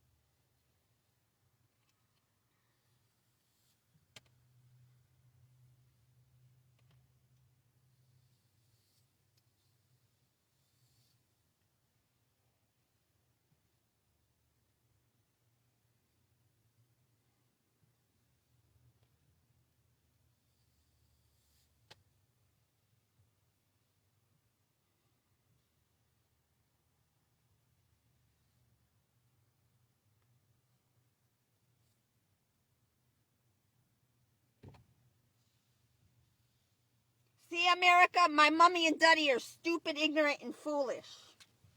They took advantage of me and sacrificed me for their own selfish, greedy, lazy gain, along with the rest of stupid America, makes the equation quite fucked up. You're selling your own people out. You're destroying your own creation, God's creation, first of all, because He created the first human being. And He created the earth and everything in it. And y'all are fucking it up and not doing as you're supposed to be doing. And everything that you're not supposed to be doing, and everything that you're doing, and it's how it's affecting other people, they're crying out because they were lied to, saying, oh, they were thinking they were born out of love, but they weren't. And their mommies and daddies are not taking care of them. The system is not taking care of them. And they're falling into the cracks and crevices. But yet, the mommies and daddies are living to continue their fucking cockeyed ways of life, smoking, drinking, drugging, sexing, partying, fucking, sucking, dicking, licking, making more babies, and then more babies to suffer, and then more babies to suffer, and repeating the cycle over and over again. And quite frankly, I'm the firstborn, and I had to suffer as well. That my sister suffered, and then our three other brothers from another guy that my mommy had babies from. All of them losers. My daddy, my sister's daddy, and our brother's daddy. All a bunch of losers. What is a loser? What is a loser? You want to know what the meaning and definition of a loser is? Someone who smokes, drinks, drugs, sex, party, fucks, sucks, dicks, and licks, and sleeps around and does this and does that. Child rapist, a molester, a rapist, a pedophile, a pervert, a sexist, someone that does not know how to control their penis or their vagina. Those are all losers. They're the ones that are creating the so-called problems, the children that are the ones that are paying the costs and consequences of your bullshit. And I'm one of them that's saying, I'm fucking tired of it. They were trying to sacrifice my life so they could live. Because they fucked up their lives by smoking, drinking, drugging, sexing, partying, fucking, sucking, dicking, and licking, and having kids without graduating high school, without having a job, without having a career. Okay? And that's because the system is not able, it's not enough, it's not sufficient for everybody to live that way. We all can't be lawyers. Then there'd be nobody to pay each other. We all can't be actors and actresses. We all can't be this and that. We all can't be. There's not enough money to go around. And there's not enough time in the day to operate and function the way we are.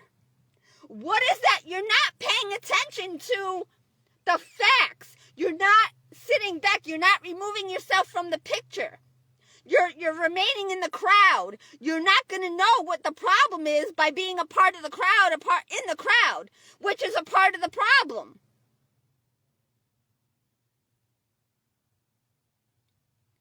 See, back in the day, the meaning of the Bible was different. Because back in the day, it was said to that where if one went astray, then that's when the crowd went after that one. Or God went and got that one, so nothing happened to it. But the one that was getting away wanted to get away because it didn't want to be of the crowd. It didn't want to be forced to conform to the ways that the crowd was. Like me. I didn't hate the people that were doing what they were doing. I felt bad. I empathized with them because I knew why they were doing what they were doing. I knew why the crowd is doing what they're doing or what they've done. Not that I agree with it. Or nor did I agree with it. Because I knew that they were doing bad. I knew that, see, the mentality, the mindset shouldn't be, it's either you or me. That's how it is in the devil's kingdom. In the devil's kingdom, which we're living in now, ever since the first man and woman were born, and they sinned, and they followed the wrong path by partaking each other. Okay, they didn't finish their lesson before they were supposed to get together. Yes, God eventually, the goal was for Adam and Eve to get together, but there's a timing. There's a place. There's a person. There's reasons. There's a process, I should say, because back then it was only first man and woman. So it was more of a process back then. Okay, whereas now, everybody thinks, oh, there's so many people, I can sleep with this one, oh, I can have anyone I want, oh, I could do without. No. As you're seeing, the one that you get with at a young age is not the one that you really need to be with. It's because you're going out of step. You're not in alignment. You're not in line. You're not in the right, you're not taking the right steps. You're going this way, and you're getting together with someone too soon. Instead of staying on the straight and narrow, you're veering off. Oh, I like what I see. Oh, baby. Oh, yeah. Oh, yeah. Down the road. And you're like, oh, shit. What the fuck did I do? You didn't continue going straight. You stopped for the first thing you saw. You like in a store. You see, oh, that's nice. Oh, I gotta have that. Like I do with my, because like when I go shopping for like maybe a bra or a bathing suit or underwear or bikinis, because I don't like the underwear and bras today. That they're garbage. They're ridiculous. Okay. And I don't like the G-strings that are stuck up my ass or in between my cheeks. Okay, underwear are supposed to protect you for your period, from things getting into your clothing and getting up into your hoo-ha or your rear end or your hoo-ha, okay? So you don't understand why clothes are made. Why yous are all about the looking good, all about the sex, the pleasure, the eye candy. That's not what life is about. That's what death is about. So when you get off that path of righteousness, that path of life that is supposed to be straight ahead, and you look side to side, ooh, what's happening over there? Ooh, but then you don't see what's coming down the road.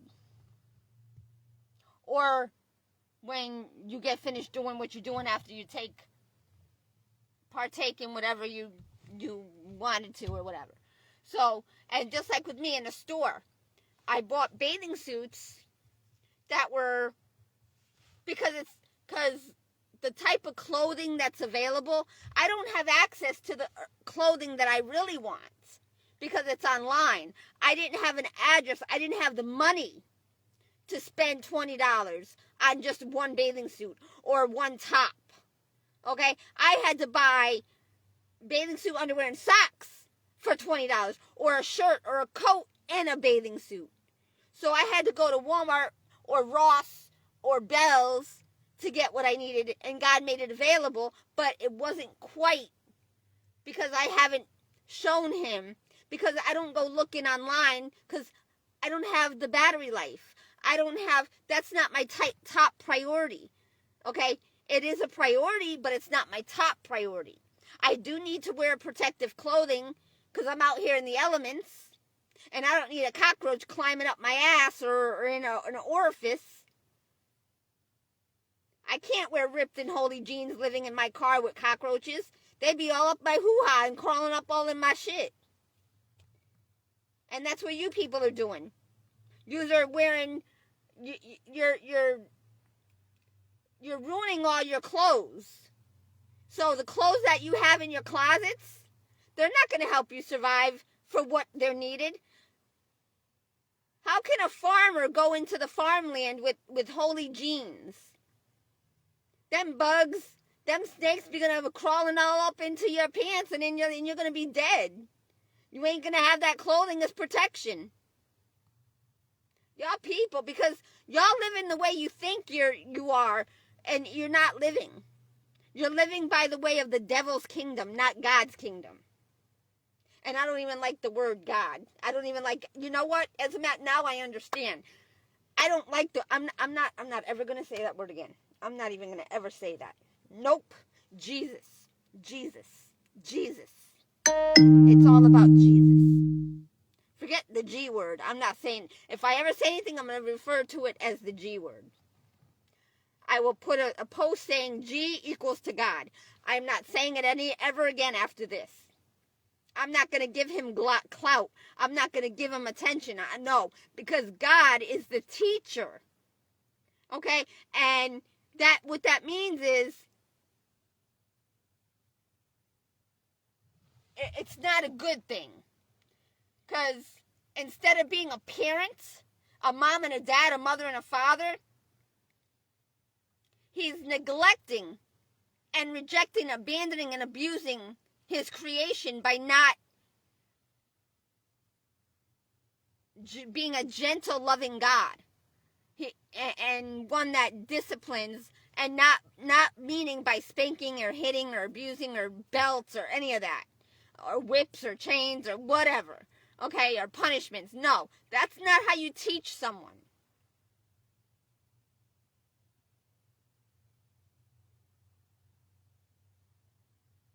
Thank you for that breeze. Thank you.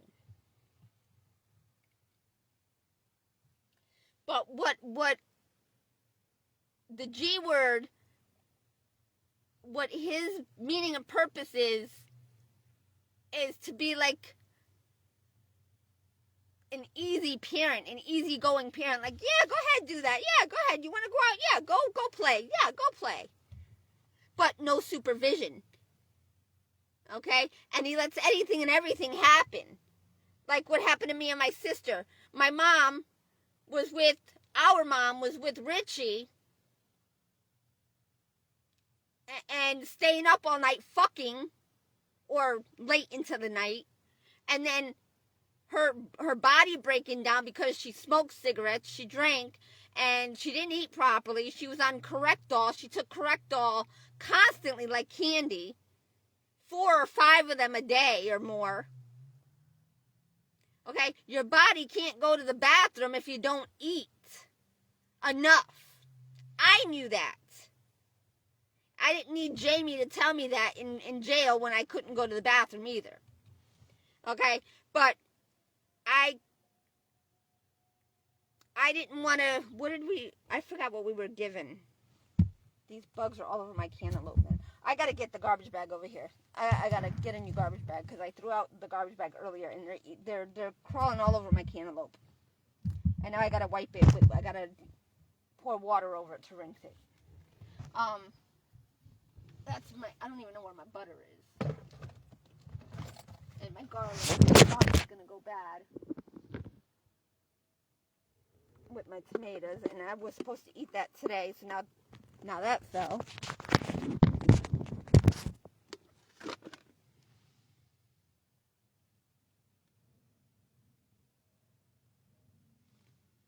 That's no good, but where's my garlic? What did I do with my garlic? Did I put them in a different container? I don't know. I need a garbage bag. Oh, fuck. I gotta reach over. Hold on. Jesus, Mary and Joseph. They made my day waste.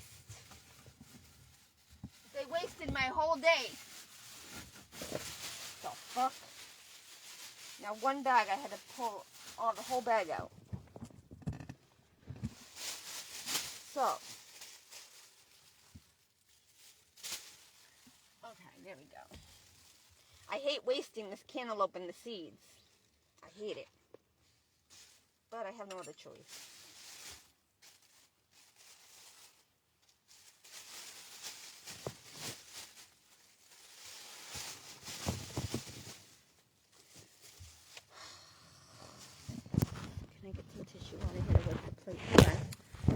cards. I need a little bit of tissue. Hold on. Now I got both phones going and I'm not using the other one. And I can't charge the other one unless I go to the gym. And I really don't know if I'm going to make it. And I got the whole weekend to go.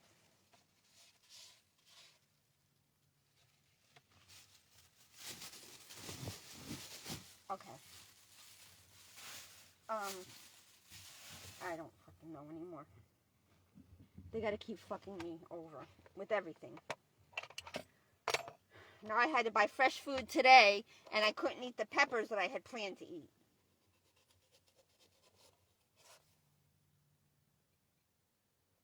And they've been in the sunshine all day. So I took them from out of the underneath the seat where they were kept safe and not baked in the sun. And now I have to waste some cantaloupe because the buggies were on it. When I didn't really have to, I could have wiped it. I could have rinsed it. Well, I could still do that. Oh, I gotta clean the rest of this out and put it in the bag. This was a pretty good size cantaloupe. It was pretty ripe. And so the rind wasn't really thick like it normally is.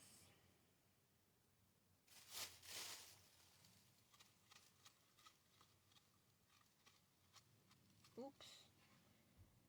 Well, this is gonna be nice. Now I got cantaloupe all over me. Because I got to do this at night. Because they ruined my whole day.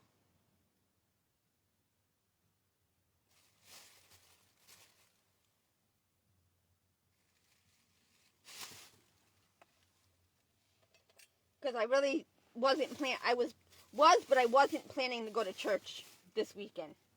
Because I'm pissed off. I wasn't going to go at all ever again.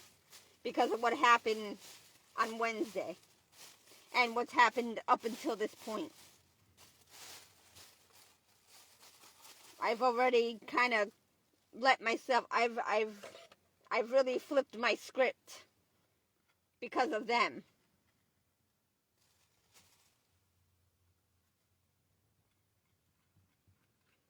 So now when I'm blessed, yous are thinking I'm blessed, they're only going to continue their cursing me because they pushed me to the level where now they can curse me in my blessing.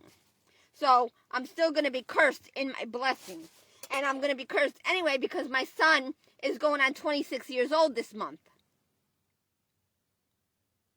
And I missed almost 21 years of his life. And what they've done is turned him into a monster like them. I don't want to fucking know anybody. I'm telling you, I might not even go.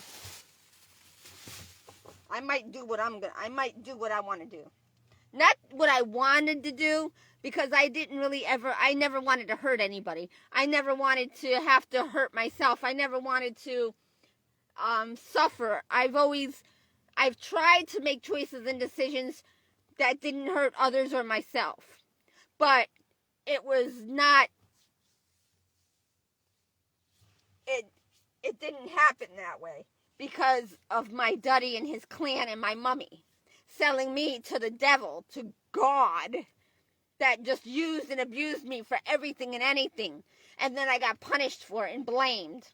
My mommy and daddy blamed me because I got angry at them because they weren't present to do their job and fulfill their duty and responsibility as a parent. They left me and used me as a puppet, moving me, or a pawn, and a puppet moving me around everywhere and here and there, and then blaming me because I got tired of not having money for food, not having my own bed, not being able to take a shower, not having my basic needs.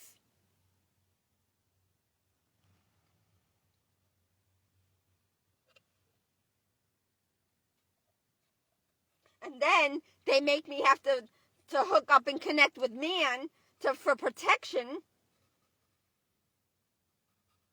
And then I get punished from that by God because, I should have known better. I did. I didn't want to be with a man. I didn't want to repeat the same shit my mommy did and everybody else. Because I knew it was wrong. Why the fuck do you think I called my sister's grandmother? Because I knew that we would go to foster home because I was tired of my mommy's bullshit. Especially after the incident with me and my sister where the child molester went down on me and made my sister and made me become like him. I was 9 I was 10. My sister was about maybe 8 because we're 2.5 years apart. 2 years, 4 months apart.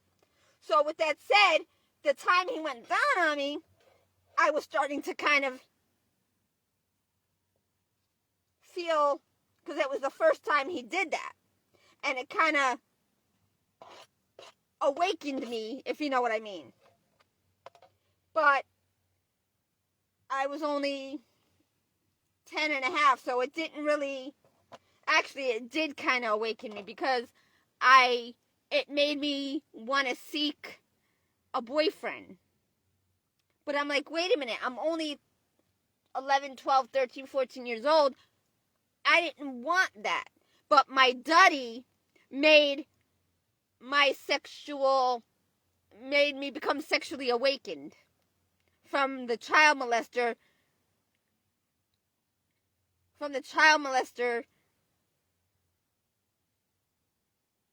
using his tongue down there. Okay? So that kind of put me over the edge. And I caught myself when my child molester stopped and put me in a dangerous position to where he awakened me.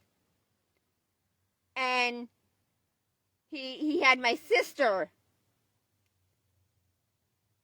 and she didn't feel what I felt, so she wasn't in that type of situation. But by him doing what he did to me, turned me into him. So he passed his curse on his life onto me. But the thing is, it didn't stick with me. Because I realized by my sister's reaction that it was wrong. But, see, I was also fighting in my mind by thinking things through. I was only 9, 10 years old. From 7 to 10 years old being child molested. Okay? He never really ignited our sexuality because he only went in between our legs. Because he was limp. He couldn't get it up enough to stick us inside. My sister said he came close to me once to almost putting it in. And my sister said he did with her. But I don't know. I mean, it's possible. I don't know because I wasn't in her body to see or whatever. But there were times when he might have had her alone and I wasn't there. I might have been with my grandmother on my mom's side and she was left at home with my mom and my mom left her with him alone. So, you know, I don't know when he almost went inside her or supposedly did. I don't know. But that broke me and my sister's bond. Now, to me, I tried to protect her by letting him do me more than her being affected.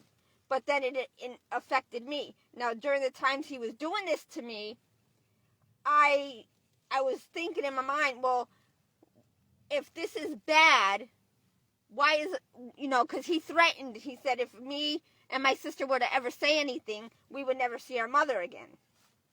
And back then, at 7 years old, I'm like, okay. But I'm like, well, why is he saying this and doing, and what he's doing to us? Why, if you know, I knew too much, basically, because I knew my uncle, and I knew what job he was doing. I knew what kind of work he was into, and I knew the bad side of life. So I'm thinking, is this the way that we're taught how to have a husband and a wife as we grow older? But then my friends from school saw me with him, saying, we can't be your friend, or you can't be our friend if you're going to hang with him. And it's not like I wanted to. Our mom left us with him because we didn't have a babysitter. She wasn't home, or she was sleeping or whatever, or working for the city welfare, and she couldn't be home to pick us up from school. So, and then she went to find Richie at the bars, and she'd get stuck with Richie at the bar. And she'd come home drunk, falling in the parking lot, not able to walk. And I hated Richie from the beginning. But I hated him even more after he made my mom become more of not being a mom, when she was already not being a mom before him, because she didn't have what she needed to be a mom. And she didn't have her thinking and thought process together. She was unstable. She wanted children. She wanted a family. Yeah, that's supposed to be your goal. You have to acquire and obtain things to be able to sustain and maintain that, because if you have kids and a family, you have to feed them. You have to take care of them. You have to provide for them. And if you're only in high school and you don't have job and money and car and home and whatnot to take care of yourself, how are you going to take care of your kids? Why are you going to sleep around with somebody, with many guys or many women, when you don't even have any of your shit together? But you're going to make a kid. Oh, there's welfare. There's welfare. You're keeping yourself in that poverty mindset. You think that, oh, America's doing that. You think the white people, yeah, they were. You know why? Because they lost their husband at war to keep another country safe, or to keep our country safe. So now they let people come right into our country when we're fighting wars for other people or to protect us. Yet everybody's coming in here, and they're, no, it looks like my son, but it's not. He ain't that.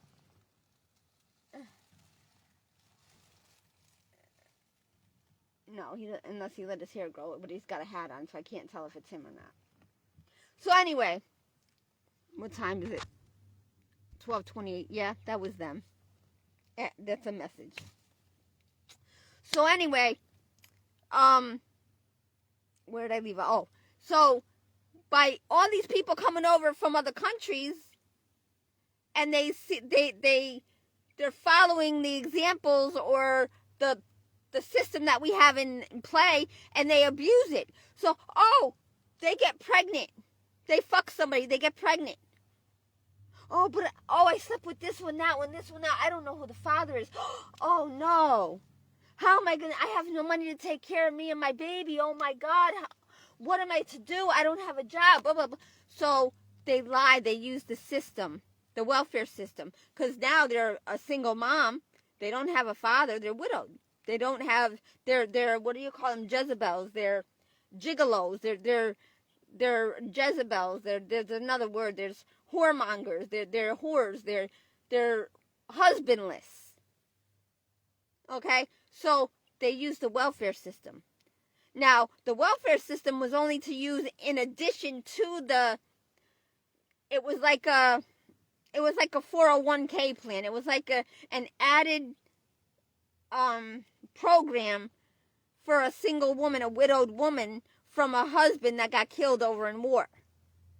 Or perhaps an injured veteran, and they were only able to get their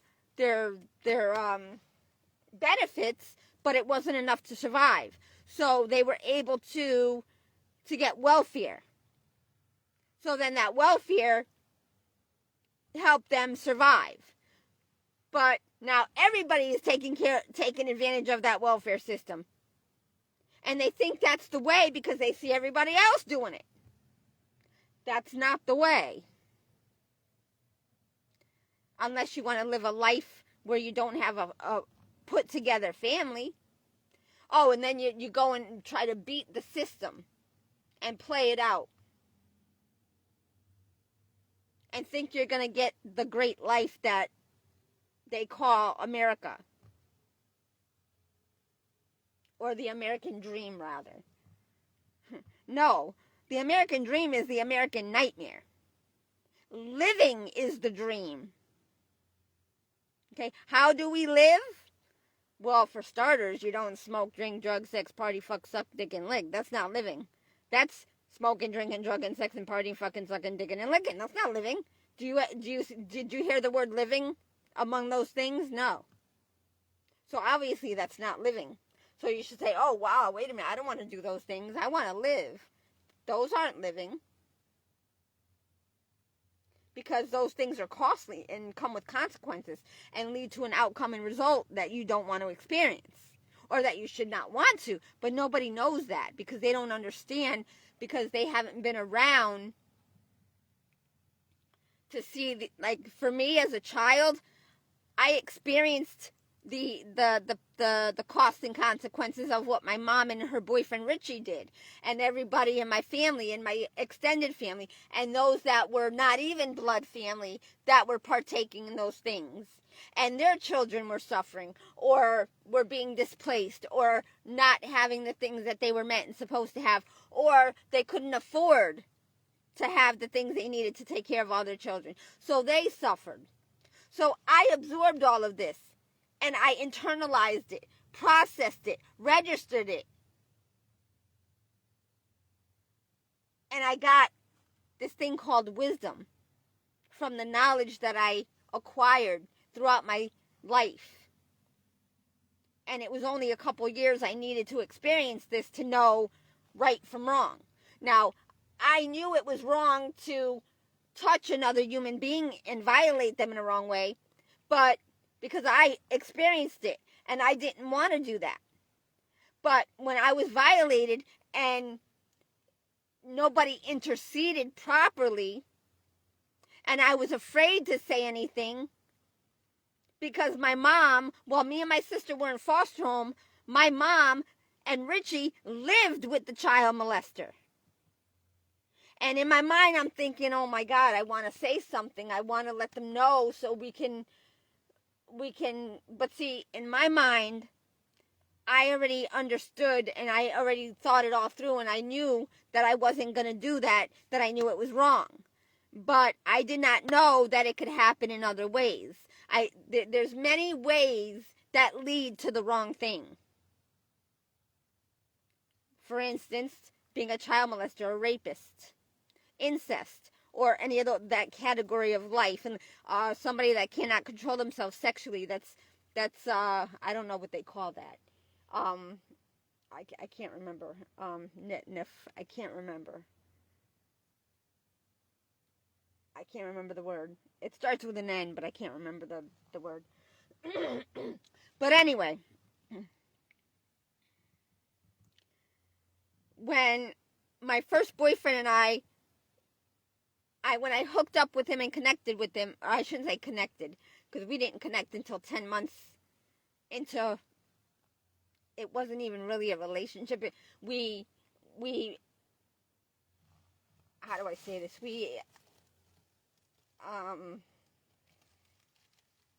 I kind of fell into the trap. They thought I fell into the trap. But all along I knew what I was doing, meaning we weren't sexually active until after I left foster home, until my mother rejected me.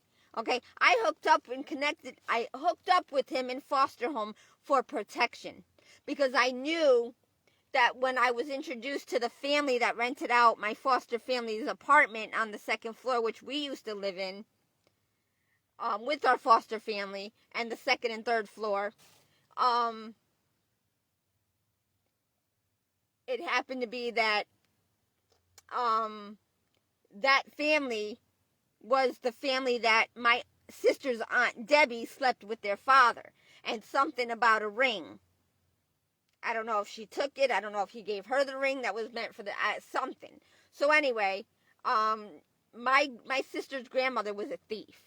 She would take jewelry or anything that she saw that she liked and she had access to, she'd steal it. So, with that said,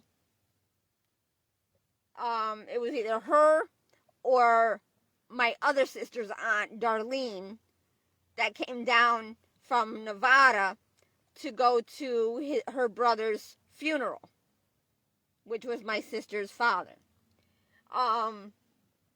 He died from AIDS because a girl lied to him, a girl that he was dating after he got out of jail or prison, because he lived a life in and out of jail.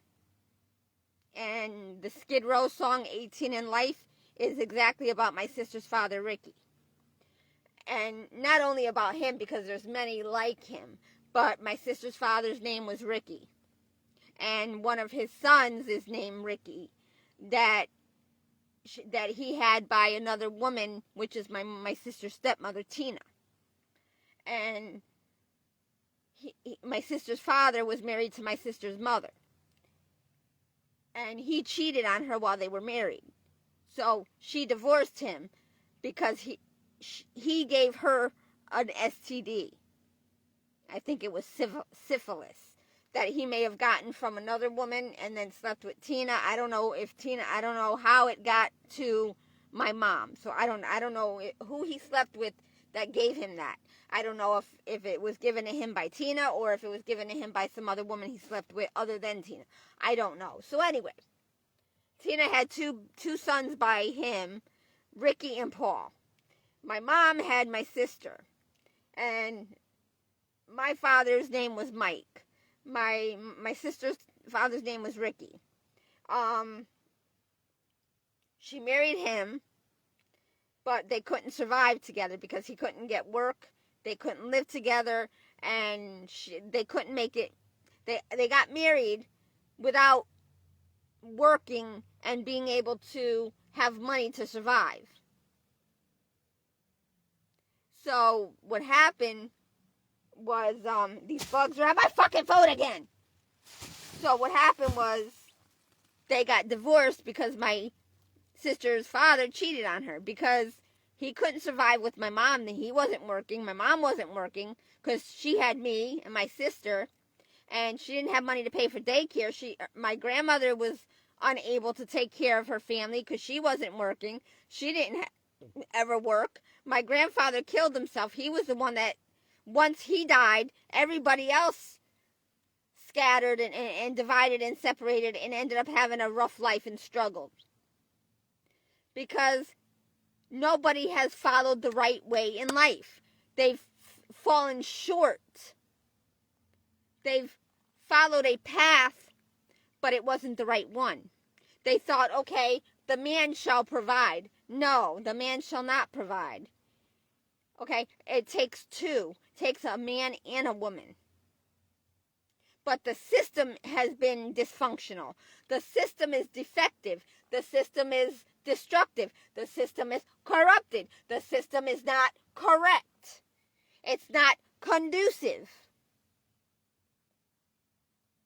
Nobody has gotten it right yet. And the problems just keep on growing and growing and growing and growing and multiplying, multiplying, multiplying, multiplying, multiplying, multiplying. Until someone like me comes along and remains silent for 40 years, 45, almost 50 years of my life, instead of speaking up and letting them know of the wisdom that I had within me at 5 years old. But my mommy didn't listen to me. If she would have listened to me, she would have avoided the problems that she had to deal with for the past 45 years. Because she didn't get to experience the fullness of the American so-called dream. Actually, my bad. She didn't get to experience the life or the living part of the American dream. She got to experience the American nightmare because she did not follow the right steps in the process. She fell short, just like all of you. But many of you, the devil has kind of given you multiple ways to kind of help you along. But that's not the right way. Just because you're working your 1 or 2 or 3 jobs, or you're dealing drugs, or you're defrauding the system, you're stealing from God to make it in this life. That's not the way. Because you may be handling things, or with your skills, you may be able to do things for other people in return for money, but not everybody has the money to pay you for your services for your so-called skills. Now what happens? Everybody else doesn't know how to do shit but fuck, suck, dick, and lick, and smoke, drink, drug, and sex, and party. That's not life and living. You're not going to get a home. You're not going to build a home doing those things. You're not going to build a car. You're not going to know how to do this. You're not going to grow food. You're not going to be able to eat. You're not going to survive. That's death. Come on, people. Wake up. You have nothing. Nothing in here. It's hollow. Sleepy Hollow. Wake up. Knock, knock. Anybody home? Knock, knock. Now, people are experiencing all kinds of anxiety, all kinds of mental problems, breakdowns, because the foods that we're eating, they're all processed. They're artificial. They're not healthy. We're not getting the nutrients, vitamins, and minerals that our bodies need to function properly. Come on, people. Again, I'm spoon feeding you. I'm doing your homework, your research, and your study for you. Oh, yes, I know, because I went to get custody of my sister to help her because I didn't want to have a dead sister. Because I thought family was supposed to look out for family. But what they did, the devil turned it around for bad. I did the right thing, but it fucked me in the end. Or not even, it fucked me in the beginning. It fucked me out of my life. So, by me helping my sister, I transferred my life into her. Because now God said, okay, now you took on her life. Now your life is transferred to her now. But that's not how it was supposed to be. I was working to provide for her and myself, but because they have the welfare system, I wasn't making a good amount of money. I was making enough for me, not even. But I had plans to get into a better job. I had to finish high school first. I had turned 18 before I graduated. I turned 18 November of 1992. I didn't graduate until June of 93. So, in June of 19, and I almost didn't graduate because I partook of something I shouldn't have partaken in. But I thought it through. But I understand where God was going with this. But I thought brothers and sisters were supposed to look out for one another. I didn't want my sister to die. I didn't want to be an only child and then I go and get together with somebody. I wouldn't really, I mean, yes, family is supposed to be just me, a husband, and children. But family is supposed to be that 3 or 4 strand rope to help us all stick together and survive.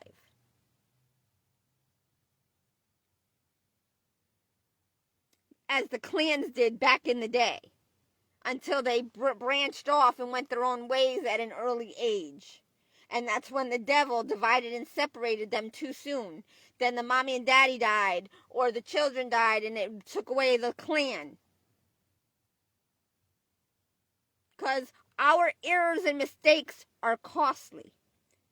Did any of your teachers back in the day ever tell you, in life you cannot erase your mistakes. You can't undo them.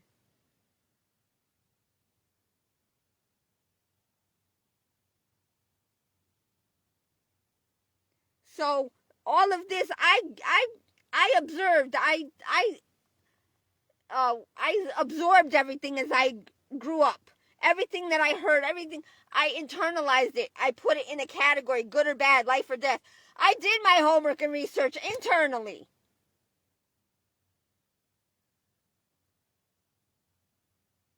I may not have done it in the moment. Like when I did the homework in school, I did internalize it, but I didn't do so as much because I knew what I read and what I was being taught in school, I was living it. And I didn't want to live it. And I understood. I questioned myself. I questioned my environment, my surroundings, everybody else's choices and decisions, their actions and behaviors or their lack of. And I formed my meaning and definition for my life or purpose. And I did not want to follow what the adults did, the so-called adults, because they were not right. They were wrong. I did not want to follow their ways because it didn't lead to life. I learned this. But because I didn't speak it to God, and even if I were to speak it to God, I would still have to suffer because of family generational curses, which is errors and mistakes from our parents, our grandparents, our great-grandparents, so on and so on, and our siblings, and our relatives, our aunts, uncles, cousins, nieces, nephews. It all comes back to the family. Within that family, we all pay the price, especially if we involve other people. Bugs, get the fuck lost. I gotta get a bowl, a clean bowl somewhat, even though it has bleach. I didn't rinse. Oh, my butt hurts from sitting down so much. Oh my God. Holy fuckaroos. Alright, I need another bowl. Oh shit, that was the butter. Fuck, I just opened up the butter. I gotta close it now because I don't need buggies to get into it. Because it's still good. And I have spaghetti and pasta and potato. Well, I don't have any more potatoes. They went bad. Because the rain got them all wet and they went bad. I had to throw them out. So now I need this bowl. And I need to put my cantaloupe in it. And I need to put the lid back on here. Okay, there we go. That's closed. Okay, that's good. I can go back down there. But I need another lid. You know me? I need a purple lid. I got tons of them. Come on. Okay. Alrighty. Now I can cut my cantaloupe and put it in and rinse it off. Pour water on it, rinse it, drain it. I don't have any paper towels to dry it out so it doesn't go bad, but it'll have a little bit of clean water in it so that way it can get moist and juicy in the morning, and I could have that in the morning. My throat hurts. I gotta drink something and take some more allergy medicine.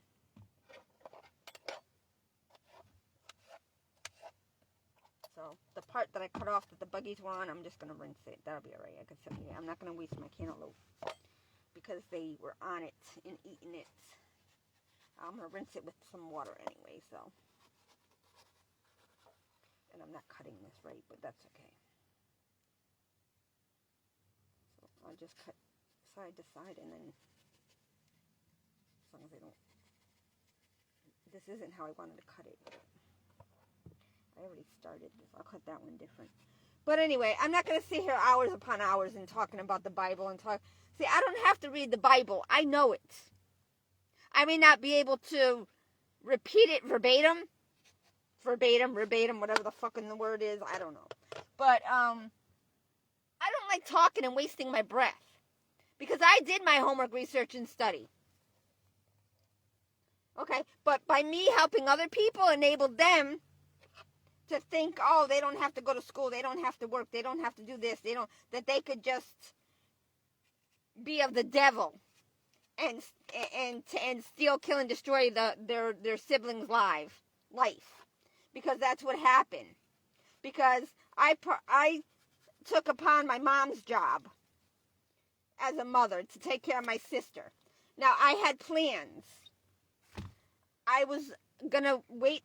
I didn't plan on having custody of my sister. Okay? When I thought my life all the way through, I didn't know I was going to get custody of my sister when I was 18.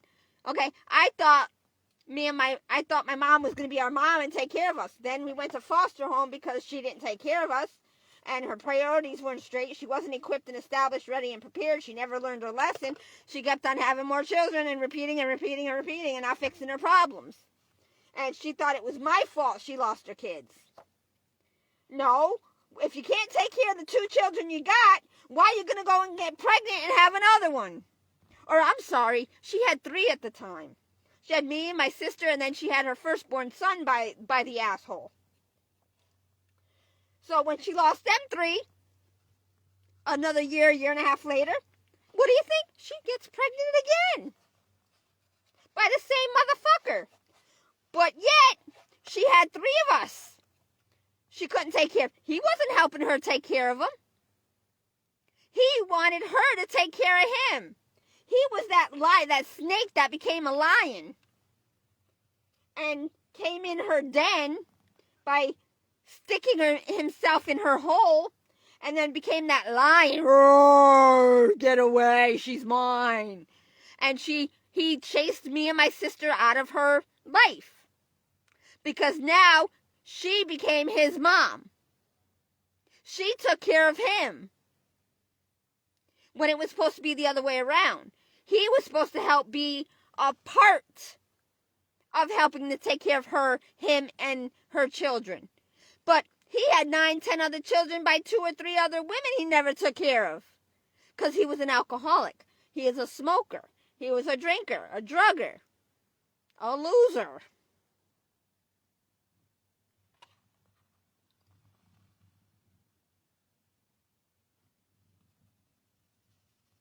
Now see, gangster nowadays,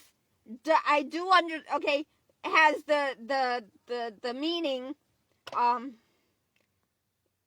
think it says guys, well, I forgot what they said it standing for now.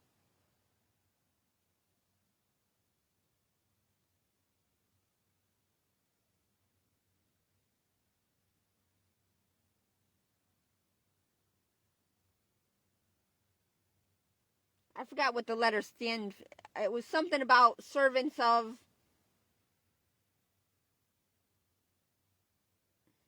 gangsters. Of the gangsters. I forgot. I gotta write it down because I posted something on it. If I could find the, I know where to look. It's on my page.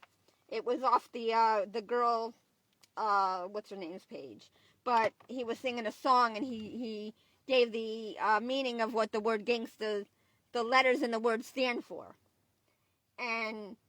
But see, back in the days, it didn't stand for that. Back in the day, it was about business.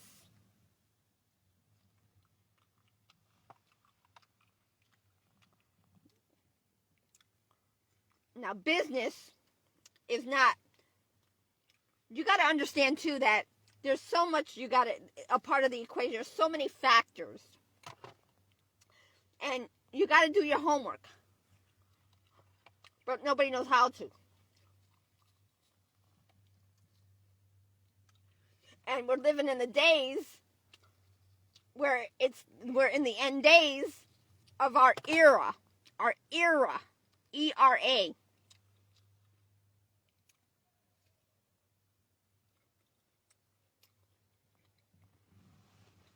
Because our people fucked up for so long, we're at the end, and we're not breaking even. We're not even able to survive. We're not even able to be level.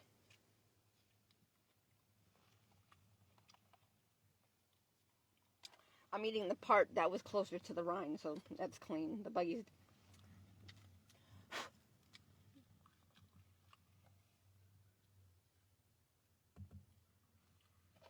So I'm getting itchy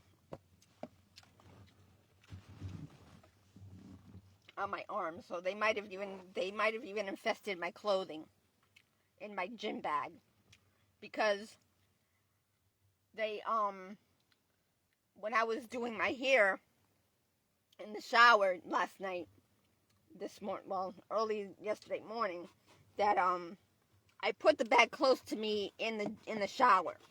It got wet from the shower. But I think when I had my head down, bent over, and I was combing it with the lice comb, I think that's when they went into my gym bag and opened it and put bugs in it. So that's why my elbows are itchy. My elbows and my in my shirt and my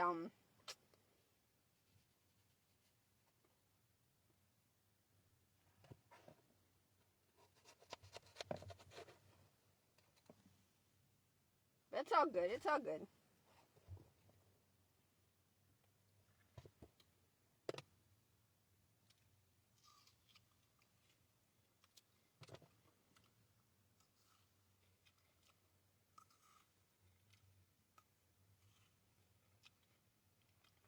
I've known the Bible since I was young. Because I had the Holy Spirit.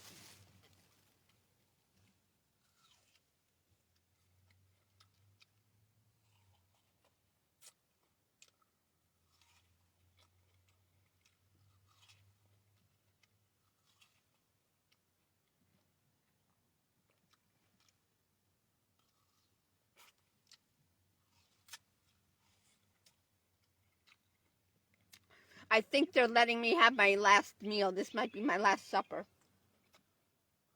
12:57, 52%.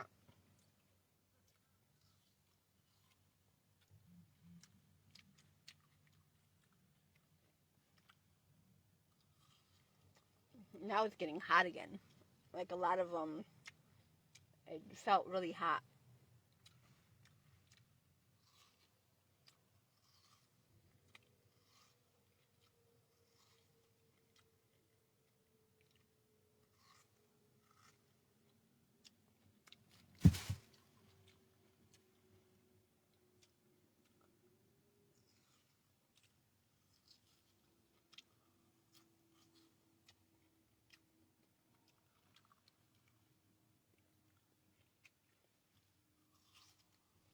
So you got to understand from the beginning that we have not been living right at all. From the very, very beginning.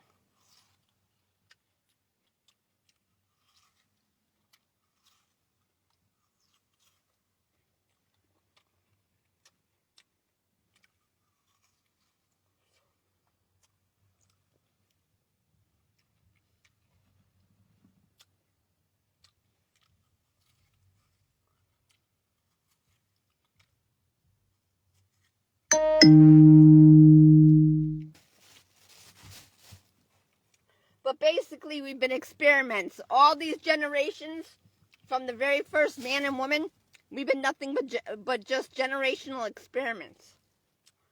And we've all been wrong. And that's why they're all dying. Because we're not living right. Our lifespan is getting shorter and shorter.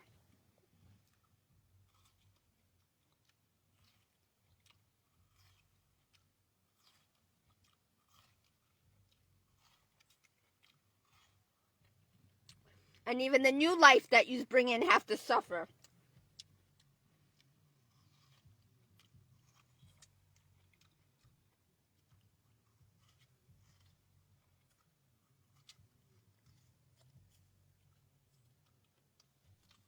Well, that's enough.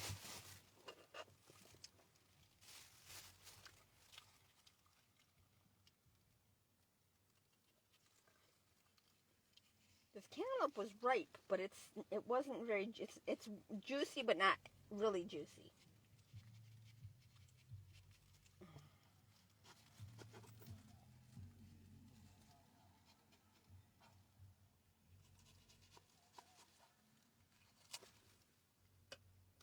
So anyway,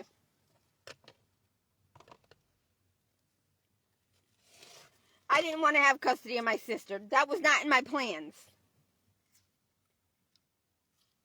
My plans were to do me, to take care of me. But it was cut short because by my mommy and daddy playing their games with human lives caused things to go wrong because they weren't doing what they were supposed to be doing. So after I left foster home, after we were forced to leave foster home, and after our mom rejected us, I had nowhere to go. And I kind of stayed with my first boyfriend that I hooked up with. And then when she rejected me, and I had to stay with him,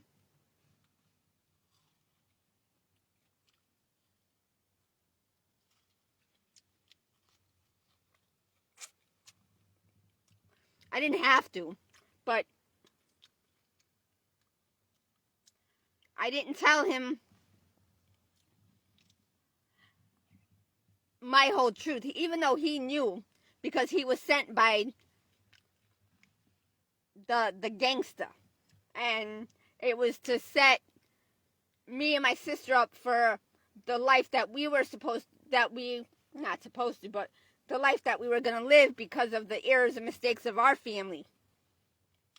So it affected and impacted me and my sister. Many things. The errors and mistakes our mom and dad's made. The errors and mistakes the system made. The errors and mistakes that were made from other others, like from my sister's aunt, my sister's father, my daddy, my mommy and Richie, the system, my sister's aunt sleeping with a married family, a married father with children, cursing the rest of us.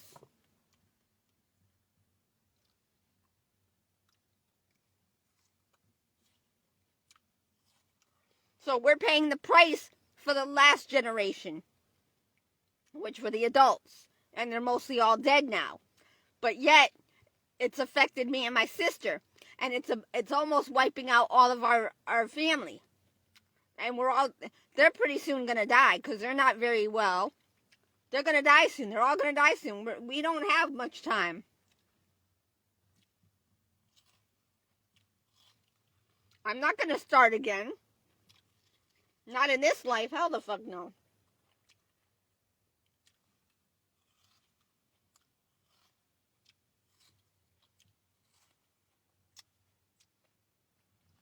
So just like Jesus did, he knew his death was coming. I know mine's coming because I'm not going to do life again in this life. I'm ready. I've been ready to go. I was ready. I've tried to kill myself long ago, several times. Why? Because I thought it all through. And I knew that I gotta fill my water bottle. I need my water bottle to clean my can up because I'm gonna eat the rest of it now, but I need to wash it.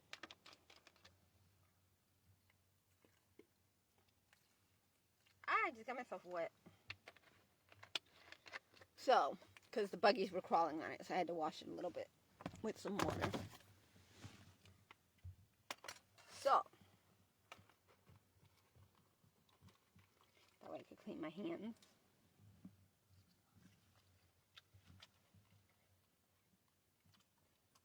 Now, this is going to taste funny. It doesn't, but it might. Because I didn't rinse the bowls I washed. I only washed them with bleach and Dawn soap. So it kind of dried into the plastic.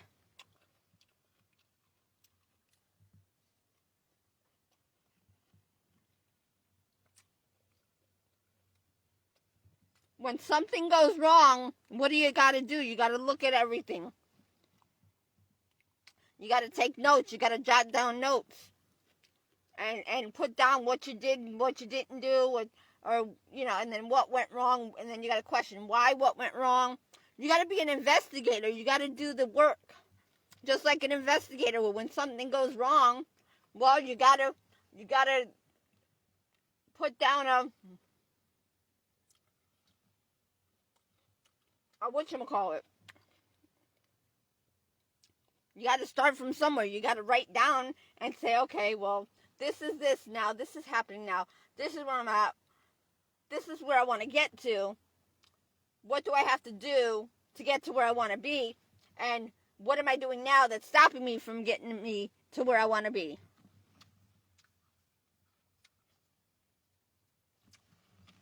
See, I've done all this in my head. But God didn't really know that I had done a lot of the thinking and thought process and the homework a long time ago. But because of the family curses that are upon my family, because of many errors and mistakes that they've made and everybody else, because they didn't finish school, they didn't do this, they didn't do that, they didn't do this, they did everything wrong, they made a lot of mistakes. They didn't learn from them. Because why? God enabled them to continue doing what they were doing. And then picked them back up and put them back on solid ground, but yet made me pay the price.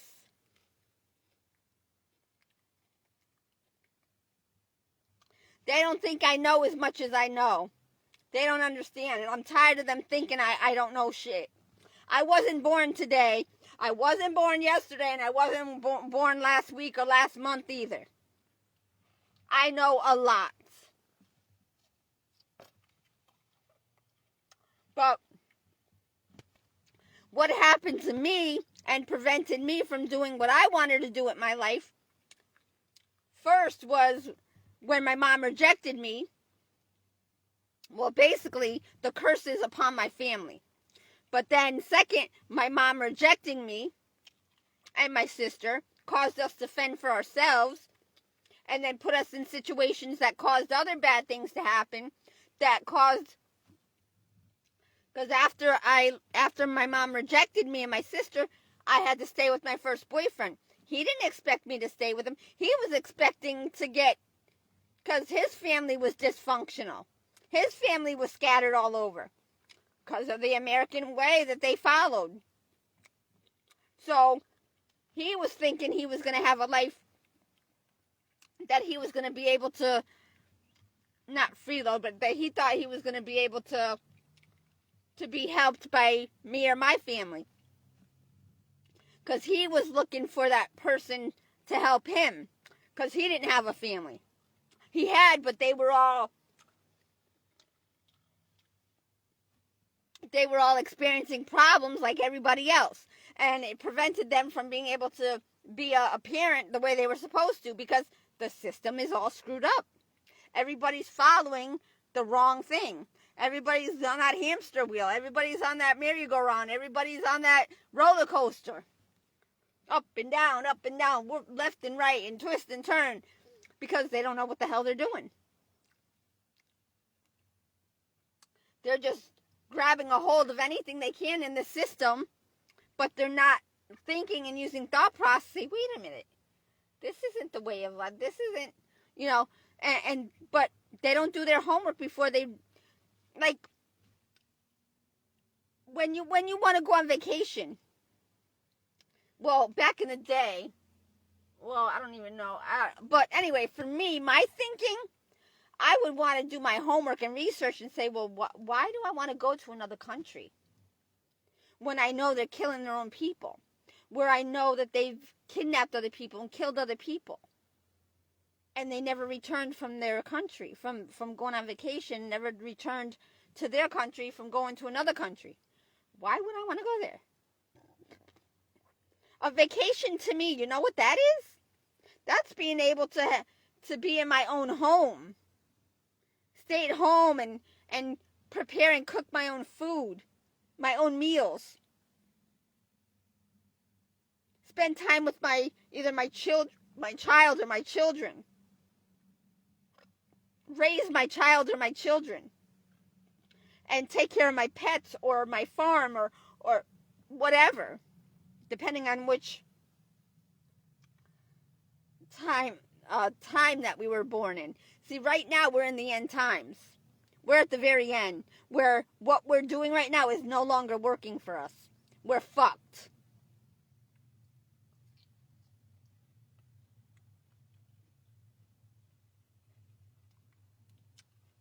It's getting down to the nitty-gritty.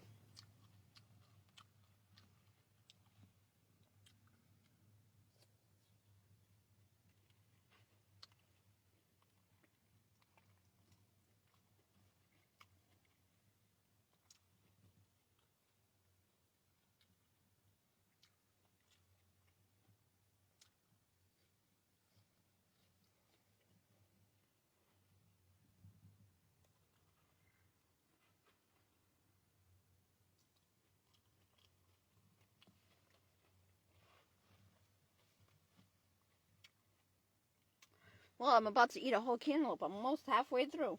Almost. Actually, more than halfway through. Just about halfway through.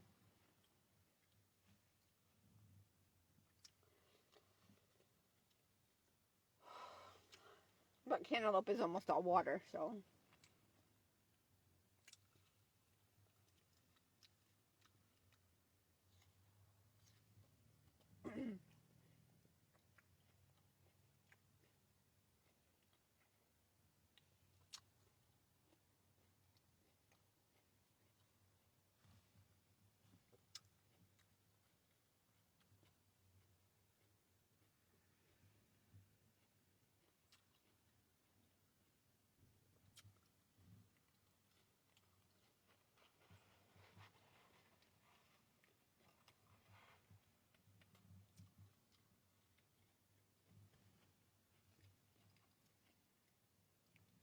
So by me having to leave foster home when I didn't want to leave foster home, then from my mom rejecting me, I had to stay with my first boyfriend, which I only hooked up for protection against the gangs in Bridgeport, the girls in Bridgeport, the boys too, and because I knew I was not a child anymore. And I thought ahead and I said, wait a minute, Bridgeport is totally different than Stratford, Connecticut at that time. Back in the 80s, it was different. The early 90s, it was different. And it only got worse thereafter. But anyway,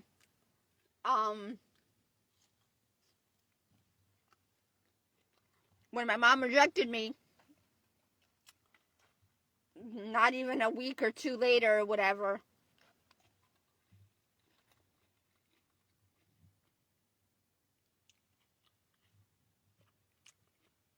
actually, wait a minute. I'm trying to think back then. The timeline is getting so screwed up.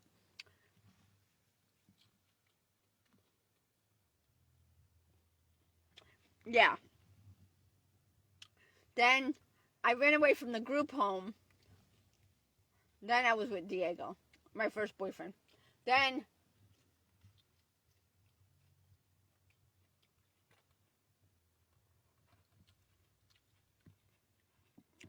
when my mom rejected me in 1990,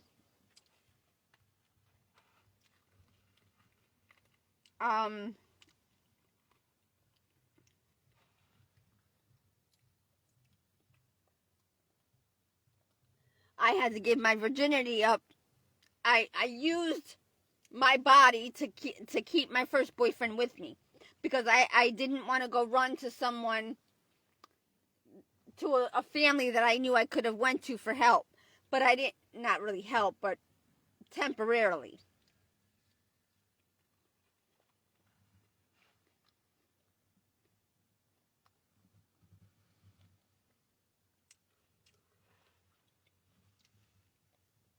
And I didn't have confidence in myself. I didn't have no self-esteem. I don't even know how I even managed to be with my first boyfriend. I don't know. I was totally not present in my body. I was, but I wasn't. I was in my Holy Spirit, but for a while when I was with him and when my mom and that did, like, I was still in the Holy Spirit because while I was with him, I really didn't talk a lot.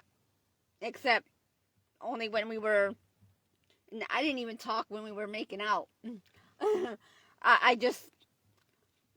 I was like a doll. I was like quiet until I got stressed out because I knew that we were starting to argue a lot because I couldn't take care of myself. He couldn't take care of himself, meaning financially, we were not working.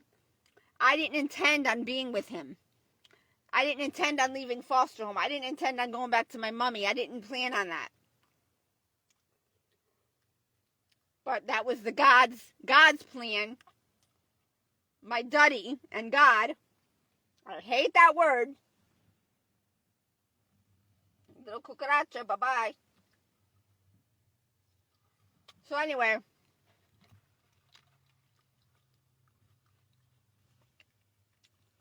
it went south. It went south really quick. And after I gave up my virginity to him, and we were together for about a good year after after that,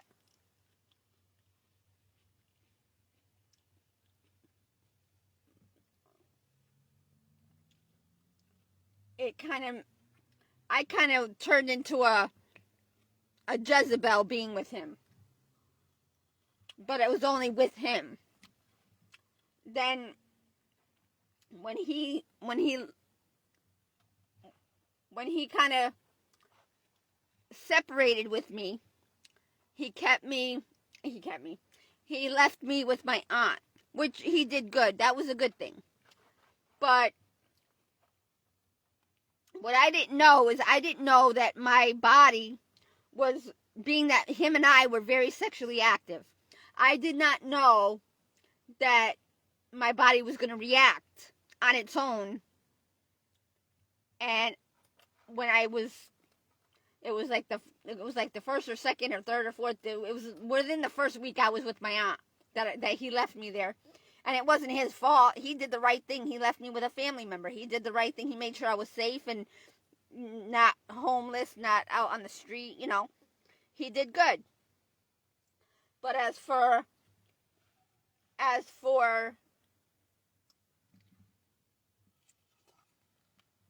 the sexual part, my body went cuckoo. Cuckoo for Cocoa Puffs. And I did not know how to fight the sexual urges. I did not know how to control them. That one day. I soon found out, though, after I did a bad thing, when I humped my cousin. My older cousin, which was 12, 11, maybe 12. It might have been 11 going on 12. It was in the summer of 1990, I think.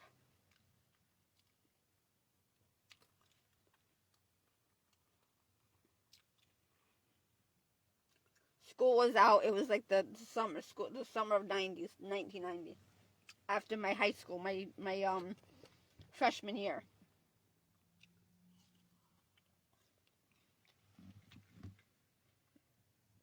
I need tissue. My phone's on the tissue, but I can't take it off right now. So anyway, that mistake right there messed me up for my whole life. But what made that mistake happen was what my mommy and daddy did. They failed me. The system failed me. And my sister. Because it's all a scam. It's all a scam. Everything is just a scam. Nobody is in it for the real reason. They're in it for the money, so they can take care of their family. They don't give a shit about anybody else or anybody else's kids. They want to raise their family. But the system is set up just like back in slavery days. Now kids are being slaved. They're being sex trafficked. They're being on drugs. They're being used as the goat. You know, the seller of drugs or the killer or the murderer or whatever. And the system is so totally fucked. Nobody is going to get life out of it. Life in hell, that's about it. And it's all going to be very quickly short-lived. But I'm about to go, people. I'm done. Toodles. I'm done.